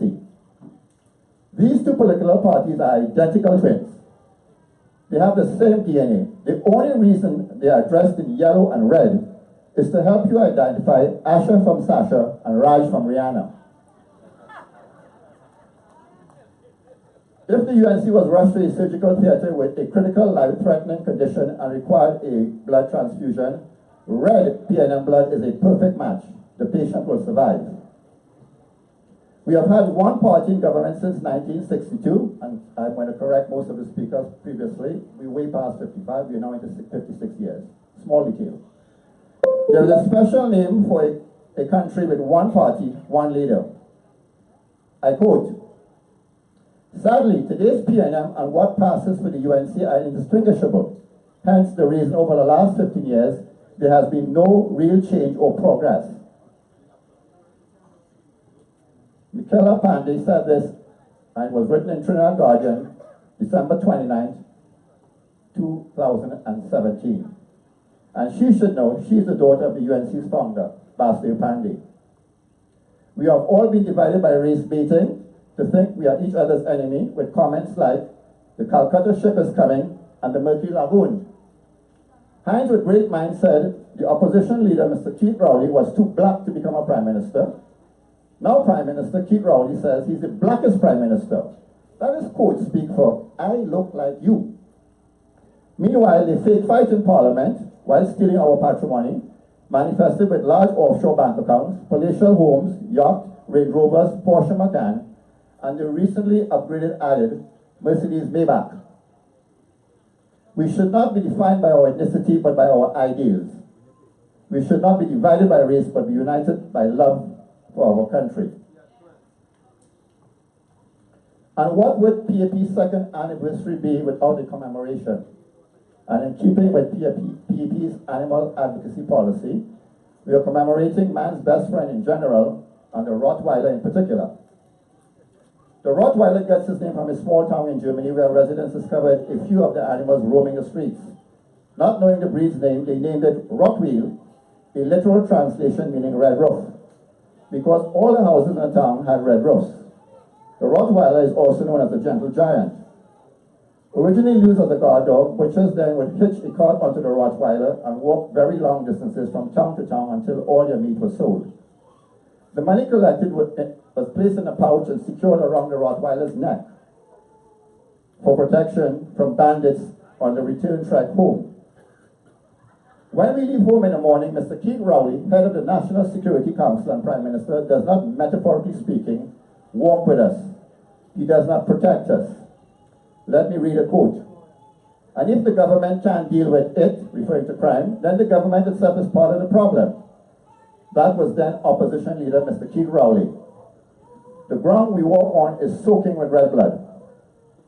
On your return home after toiling all day in the hot sun on the plantation, he does nothing to protect your earnings. Your purchasing power is diminishing every day. Let us all make a collective decision to join PEP and stop referring to the Prime Minister, Keith Rowley, as a Rottweiler. He is not deserving of the name. To do so is cruelty by association. Let us return this dog to its rightful place in history as a loyal, gentle, protective giant. We are declaring today, January 20th, 2017, Rottweiler Emancipation Day in Trinidad and Tobago.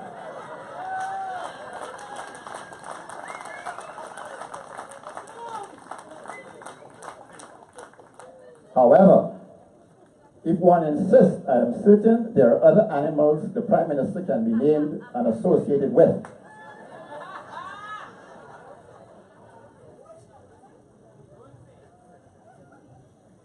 All right, I'm going to go into my second session, so this is going to require a little wardrobe modification.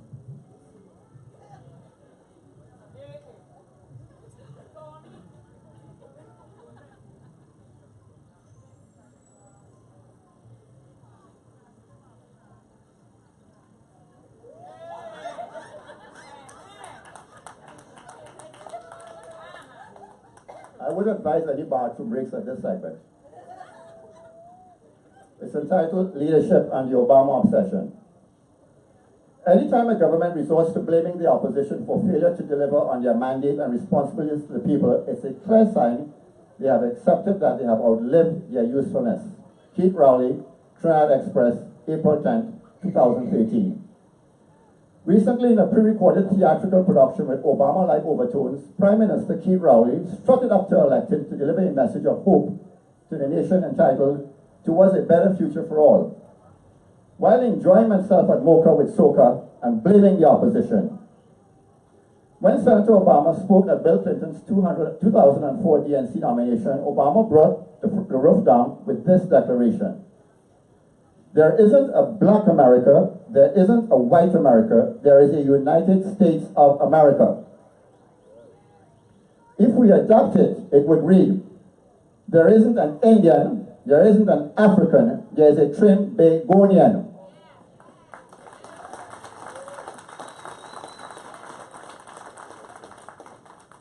Obama was and is a uniter, he's not a divider. In 2008, when Obama and Hillary Clinton both sought the Democratic Party's presidential nomination, Obama did not refer to someone sucking on her nipples. Obama did not tell Hillary she could bark at my dog because I will ignore your cat. Obama did not refer to Hillary as a Janet. Obama did not tell Hillary as First Lady she vomited in the presidential limousine. Obama in a televised interview to go for a drink. Obama never threatened a member of Congress with a shit kicker. Obama never told the nation after his medical examination, no man in pushing your hand up in my bottom. Obama, however, did tell the nation and the world he has only 2 daughters.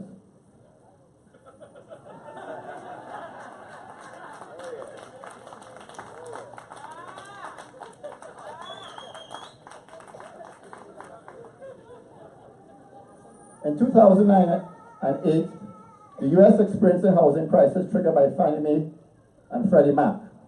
Barack Obama bailed out GM with a $6.7 billion loan. GM repaid the loan with interest in 2015, 5 years ahead of schedule. Emperor Patrick Manning bailed out CL Financial in 2009 with a $25 billion TT loan. And neither Keith DeSessa or Kamala Rowley have resolved this.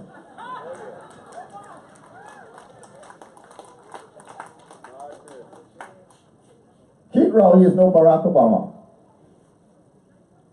This is what a true leader looks like.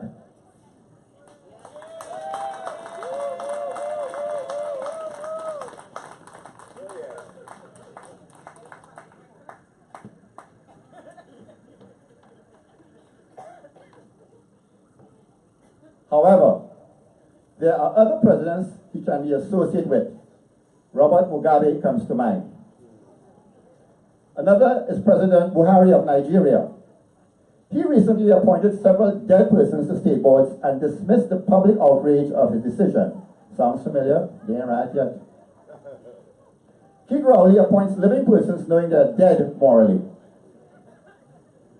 Machiavelli is quoted as saying, the first method of estimating the intelligence of a ruler is to look at the men around him.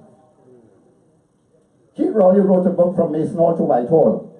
Even that title is disingenuous. He has never and will never occupy Whitehall as Prime Minister. And to think we are taught don't judge a book by its cover. Barack Obama wrote The Audacity of Hope.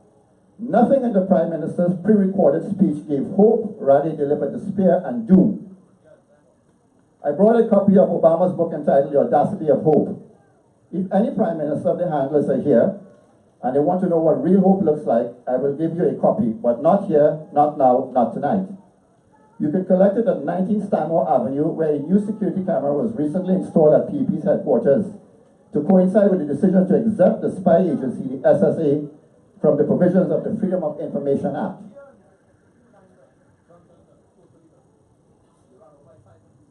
I have unfettered time to listen.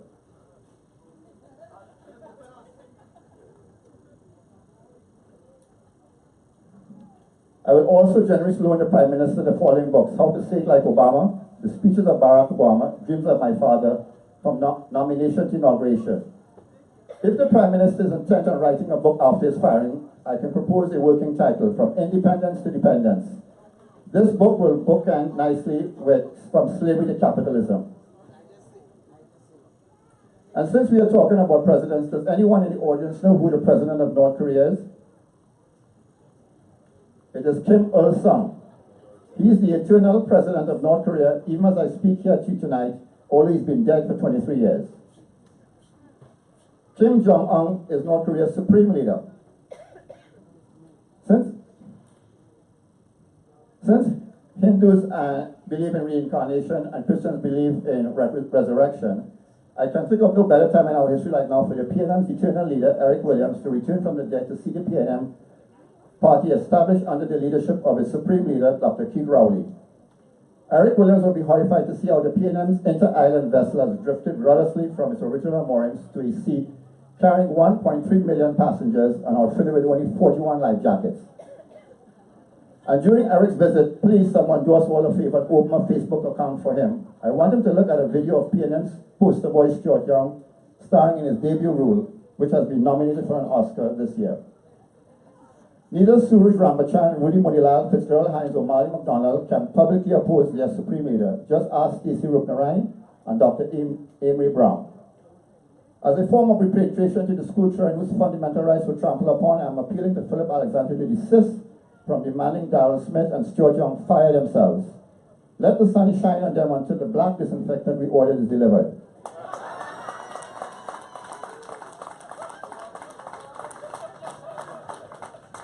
And just as Donald Trump told North Korea's supreme leader he has a bigger nuclear button, tonight we tell our supreme leader his wings are made of wax and he's flying very close to the Progressive Empowerment Party's sun. In the face of impossible odds, people who love their country can change it. Give change a chance. Vote PEP. Ladies and gentlemen, thank you. God bless us all.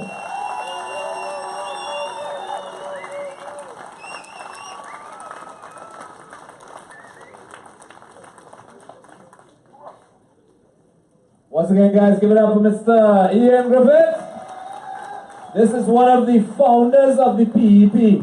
And let me tell you, it took them a good while to actually come about making this a reality. But with their commitment, with this man and his team's commitment to bringing this into reality, we are here 1 year later. Once again, people, thank you so much for the support, and we hope that you're able to infect the people around you and allow them to see the light for change. Right about now, Janice, are you coming up? Come.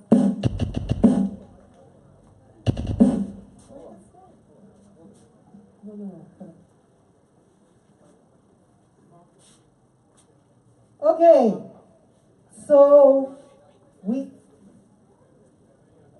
we are about to hear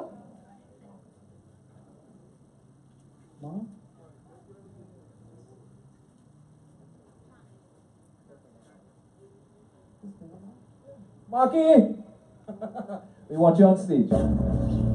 Yes? Massive? Yes? You all ready for Massive Gosai? Yes, I'm not hearing you. All right. Mr. Gosai, where's boy?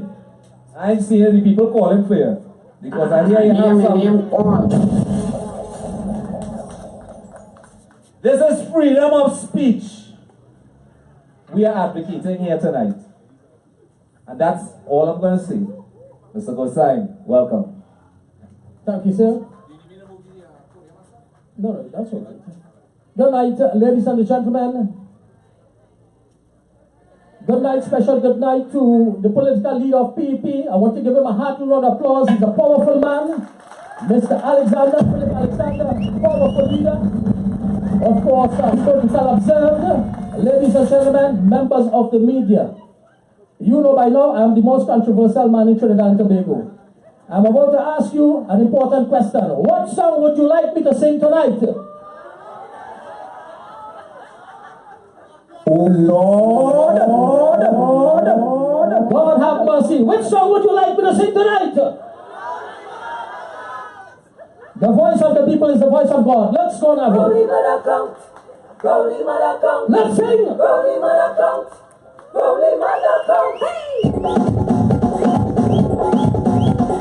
This is massive flow time. I'm ready to give you an account. Sing for me. I hear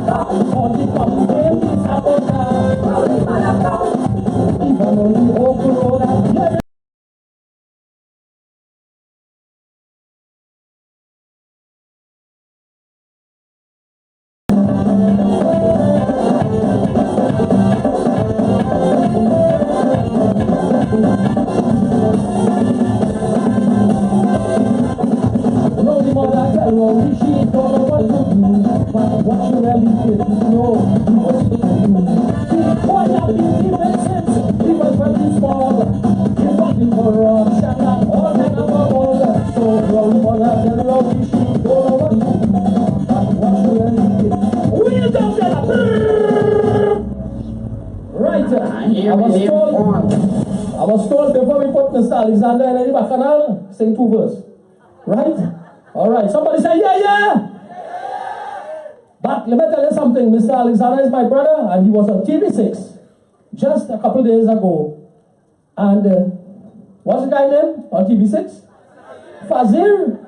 Well, you know, Rowley mother who can't count on she own. It's too much accounting. So we're going to need Fazil mother to come on. Lovely. Let me go. This is another tune. I want to dedicate this one to everybody, but we just don't want to put my brother into any problem, so we have to cut Rowley mother count. Again, next week, Saturday, I will be at the Chutney Soca Muna. I'll be looking forward for me beating every man going on for it. Lovely. So here we go. This one is Return of Indrani.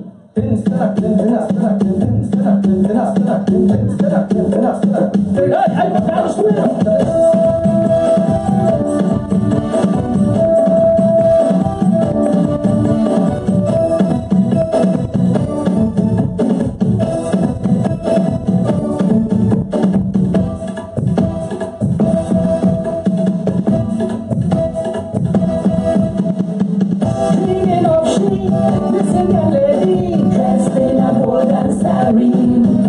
she tell me she's a granny, the queen of soca chutney.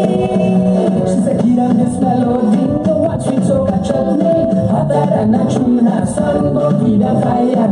Try to make up something, all night until morning. They don't give up until somebody falls.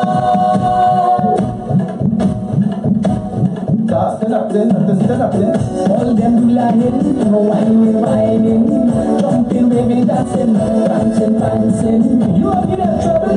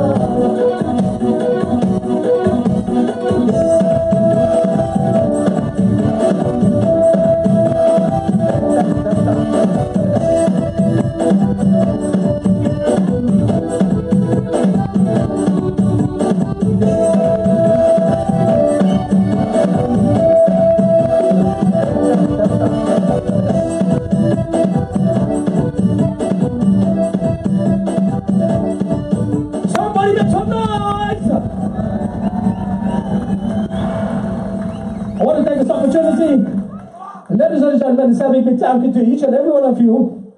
Most importantly, my brother, thank you so ever much for having me here this evening. And you have my cooperation free of charge anytime. It was always freedom of speech. They was never to interfere with you when they didn't interfere with the others. And if there's one thing this party stands for, it's justice. Watch me. They can't, anyway, we're going to talk after. Thank you ever so much. Ladies and gentlemen, before I go, I want to bring on stage the most important man. I want you to put your hands together. Let's bring on stage Mr. Rowley.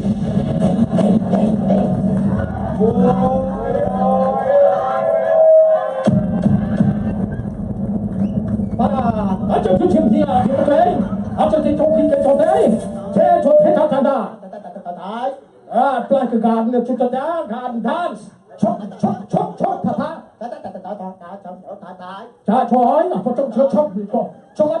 All right, you see what Mr. Rowley is saying? I will translate for you in English. He's saying our food bill is way too high. Our importation food bill is way too high. And we need to go back to the gardening. Yes, and he's saying that we need to get our garden fork, choke up the land, and plant something. Joke something. Ladies and gentlemen, it was a pleasure being here. Put your hands together for.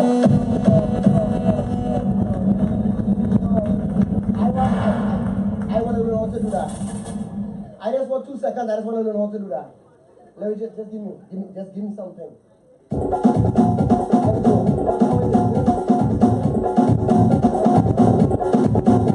Hey, I want to dance in the bed. I want to dance in the bed.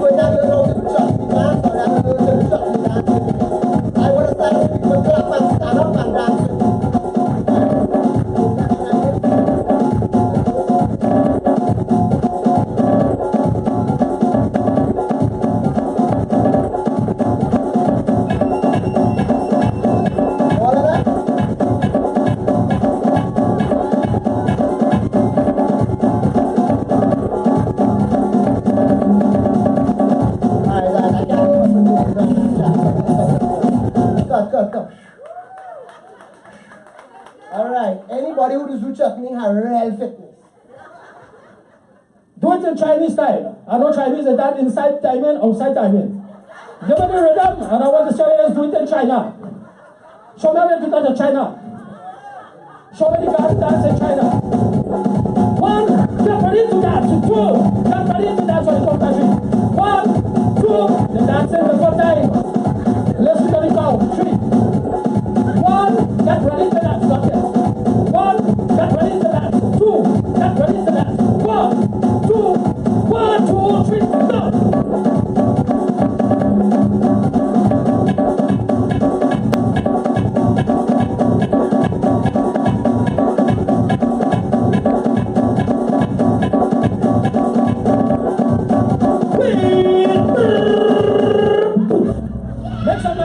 go. Once again, thank you very much. You have been a well-behaved crowd, and I'm hoping that we can pick up a few seats in the general election, which is due in 2018. When I'm called upon, I may very well contest a seat based on popularity. Mr. Alexander has my full support. Orange jersey. Once again, thank you, ladies and gentlemen. God bless you all. Safe trip home. God bless you all. Thank you. I wouldn't believe I got. Or they would not, and you just did this for a whole 5-10 minutes. I didn't know how you accomplished that. I need to stick to just talking on a stage. I saw Tanti in the corner there, the light blind, the man, but see, give me back up. You go, girl. Tell them age don't mean nothing. Nothing, darling. So I bring it onto the stage now. The main man. The fella who dream we believe in. You see, this fella here, let me tell you something. In this life, to stand up and to pull people together. You know, when you have a dream, you got to believe in your dream and you're able to convince people. Your dream means something. You understand? Now imagine this. The dream had to mean something because in orange. Because all in orange. Who here in orange? Who back in orange? Who back in Phillip? Who back in Phillip? I tell them anytime when they see the orange jersey, is the orange army. That means automatically when you're voting, go them out. Go them out.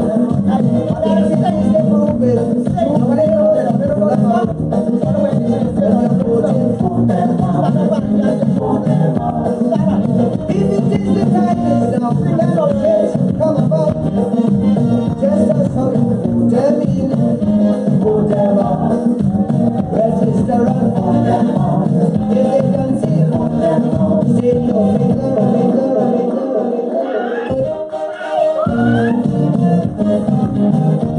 yes.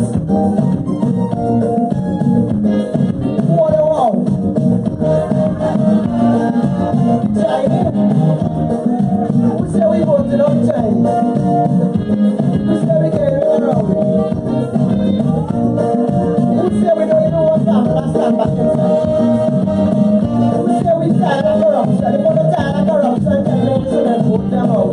Shout it loud, vote them out. I want to hear the sound louder than the music. Tell them to vote them out. Your vote will decide low level. What you vote to be. I want to hear all here.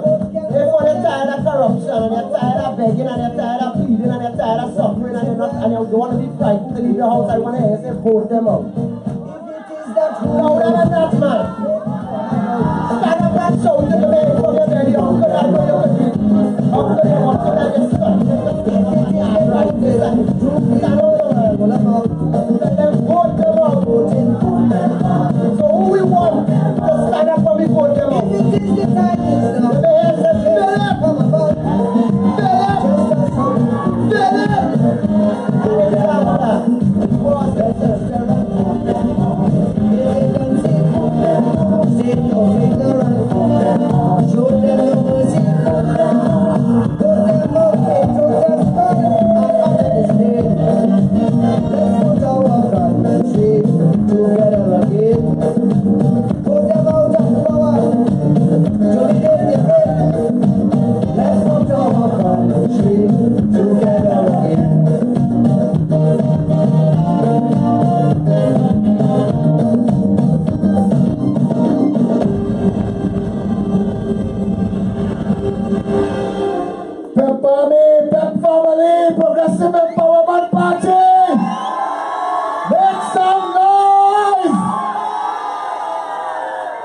Somebody tell me earlier, he said, boy, if only bring this out in carnival time, it ain't election time, when they ring that bell, Father.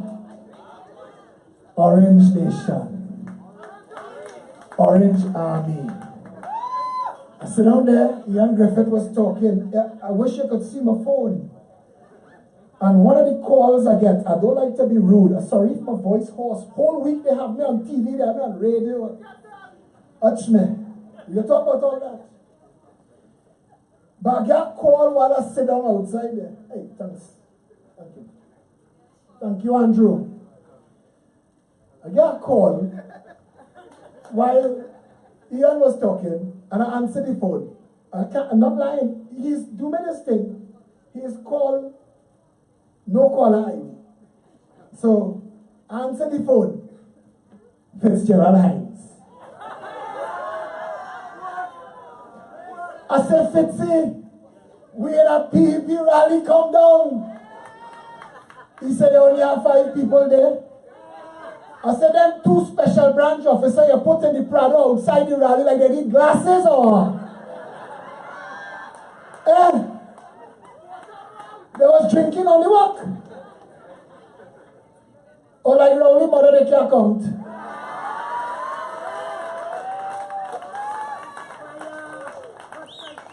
Fire for them. Watch me, eh? This is no joke. The Progressive Empowerment Party, I mean, just seeing what they do. The people who in this community, who know what this bandstand looks like normally, or you see it looking like now, that is the hard work of a young lady by the name of Debbie Lee Jaikaran. And I want a round of applause for Debbie Lee. Debbie Lee ain't stop. Rain or shine, she ain't stop. She say we're doing this the PEP way. That don't fail. The members of this party, this growing massive family, this Orange Army, is sending ripples and shockwaves through this country. The political directorate sit down there worried, they cocked and nervous. They don't know what else to do, what else to say. They ban we from the media, no media for you, that ain't work. They call we on the media to jam we, that ain't work either.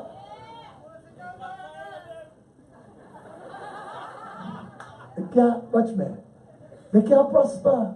The Bible says the evil, those who do evil, they can't prosper. And the grave they're digging for weed, they go fall in themselves. Watch me. 1 year, boy. Only have no shame, boy. Only embarrassing them people is 1 year. But what happened to? Hey, Massive say the election due in 2018, you lie, you know. It due when your prime minister calls an address to the nation and the nation don't show up, that prime minister fired and he ain't know yet. The people of Trinidad and Tobago already fire Rowley. They already fire Rowley. His walking papers book.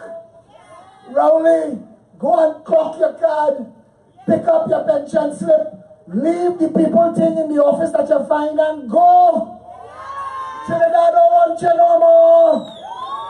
Trinidad don't want you, Rowley. And watch me, eh? Watch me. Keith, be serious, eh? Take call with you, you know. Don't leave call. No, serious. And the 2 sides, stunt boy 1 and stunt boy 2, Faris and Scotty boy, take them too, you know. Take them. Take Roma girl and Rampa boy, take them and go. Listen. The man, Ian say we order black disinfectant, they just scrub that parliament, boy. These people come and nasty up everything. Nothing works in this country. Nothing works. Nothing works. We have a lagahoo government, a bunch of Dwen and Rajables in the parliament, making a set of old noise, a set of bacchanal, trying to fool people with foolishness. But you know what they didn't count on? They didn't count on the people waking up and standing up, and the people have woken up, and the people are standing up, and the time of the glorification, the time of the stunt artists, the time of the mocking pretenders is over. Kid Rowley, you're fired. Let me hear you. Kid Rowley, you're fired. We come here tonight on our first anniversary to level up, and we're here to say the Progressive Empowerment Party stands in the defense of every citizen of this country, and we say, Kid Rowley, you're fired. Listen to all the people who come to speak tonight, because they want to tell you all kinds.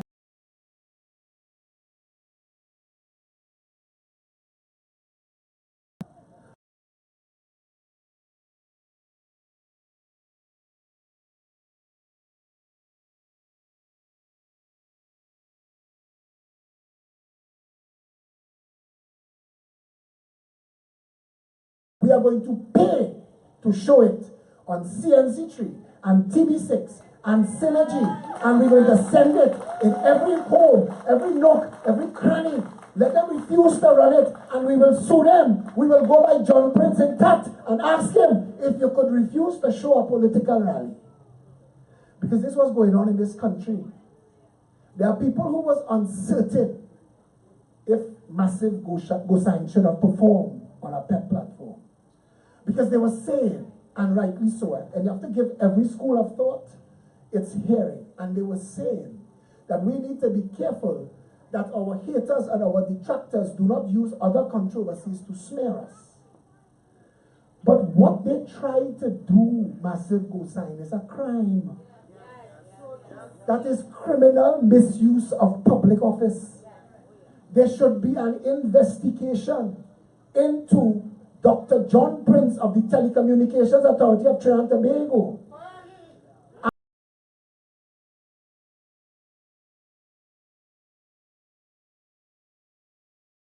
Book we're going to write to the Integrity Commission to ask them to investigate the Telecommunications Authority of Trinidad and Tobago. Because if Rowley mother comes bad for the airwaves, but shit kick or not, somebody lying to somebody. Somebody misbehaving in public office. I had to ask somebody today, CNC3 published the word that I say on Fazil Show, and they blew out half the word. So I say, well, Mary wrote a bad word to Bethlehem.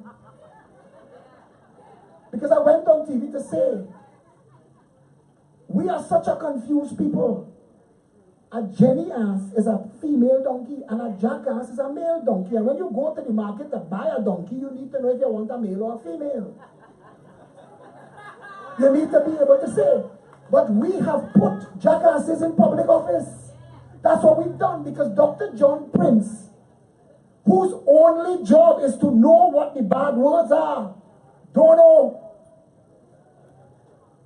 If you are the pilot, you're supposed to know how to turn on the plane. If you is the chef, you're supposed to know how to turn on the stove. John Prince will show up in his office and he don't know his own job. Stunting. He's stunting. Half of them stunting for salary, and we will expose them. And we will expose them. And you know what we will do? We will hang them on their own misbehavior. We will use their own words to expose them. Dr. John Prince, I, Phillip Edward Alexander of the Progressive Empowerment Party, asked you tonight to publish a list of all the bad words. Tell us what we can say. Don't make it up as you go along.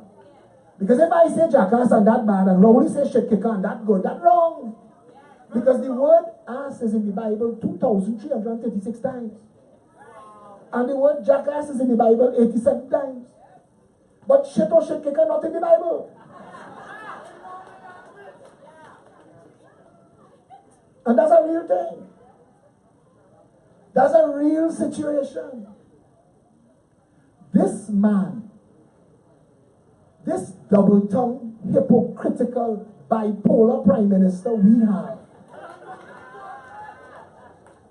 that is trying to distract and bully and abuse the people of Trinidad and Tobago and pass it off as governance. needs to be told in no uncertain terms that the tail don't wag the dog. Tail don't wag the dog, brother. Every single person in this audience here today, pay your salary. You will account to them. You will respect them. You will treat their well-being, their security, their ability to buy a house. You listen to the people talk tonight. Janice said it, our PRO. When she said it, I get goosebumps. She said, when you hear how easy it is to fix these things, and the fact that these people not fixing it, and we ain't run them out of office yet. When Richard Blaze told you how easy it is to stop guns and drugs coming into this country. In the 80s, there was a Scott drug report that made the most salacious accusations against big business, powerful people, ministers, members of the justice system, the police service. It went as high as the commissioner himself. And that document was thrown out of the parliament. We live in a country where you could do an official commission of inquiry into something. And if the people that you're investigating don't like what you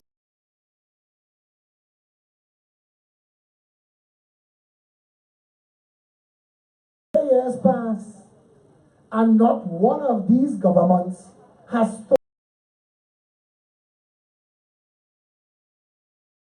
a man dead with a PED in England, drink a PED, liquid cocaine, stop his heart, dead. Robert Amar asks you, what happened to all the investigations? We are our fourth Minister of National Security since they find the cocaine in Norfolk, Virginia. Think about it. Think about where we are. Think about where we are as a nation. And you will understand why the time is now for us to create a new political vehicle outside of everything that is represented in that parliament. Because even the Congress of the People is there. And at no point in time do I hear Prakash Ramadan asking for an investigation into the drugs. At no time do I hear the Congress of the People, the UNC or the PNM do what different people did here today, and that is stand in the memory of the fallen. We have had more people die in this country for crime than die in Aleppo that is at war with itself. That is an insanity, an obscenity, an atrocity, and it is unacceptable. Shazelle Ramjit of the Gender Arm read names of people.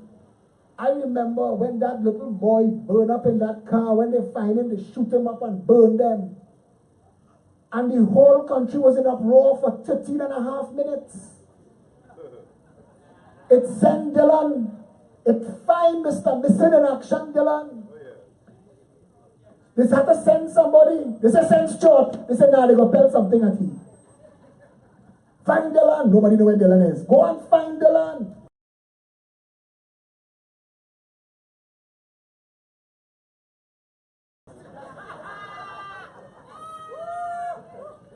Because look what's going on. Your Minister of Communication is failing to communicate with the nation. Think about that. Maxi Coffee is drawing a salary as a member of parliament and a minister because he's not been removed from either office. It is costing us $12,000 US a day to host him on life support in Washington, D.C. And you cannot get one member of this government to answer? Stuart Young told a lie to this nation in November. The media carried the lie verbatim that Maxi Coffee would be back doing cartwheels in the parliament by December. And we in January. And no Maxi. No Maxi. You had a walk, no Maxi. That's a old joke. I hear you. I want to call somebody up on stage for a couple minutes because I always love to hear when she make a contribution. She is like a pillar of the Progressive Empowerment Party. And when you hear her speak, you will understand why I love her so. She handles our conversation at the grassroots level, and she does it with poise and class missing from that parliament.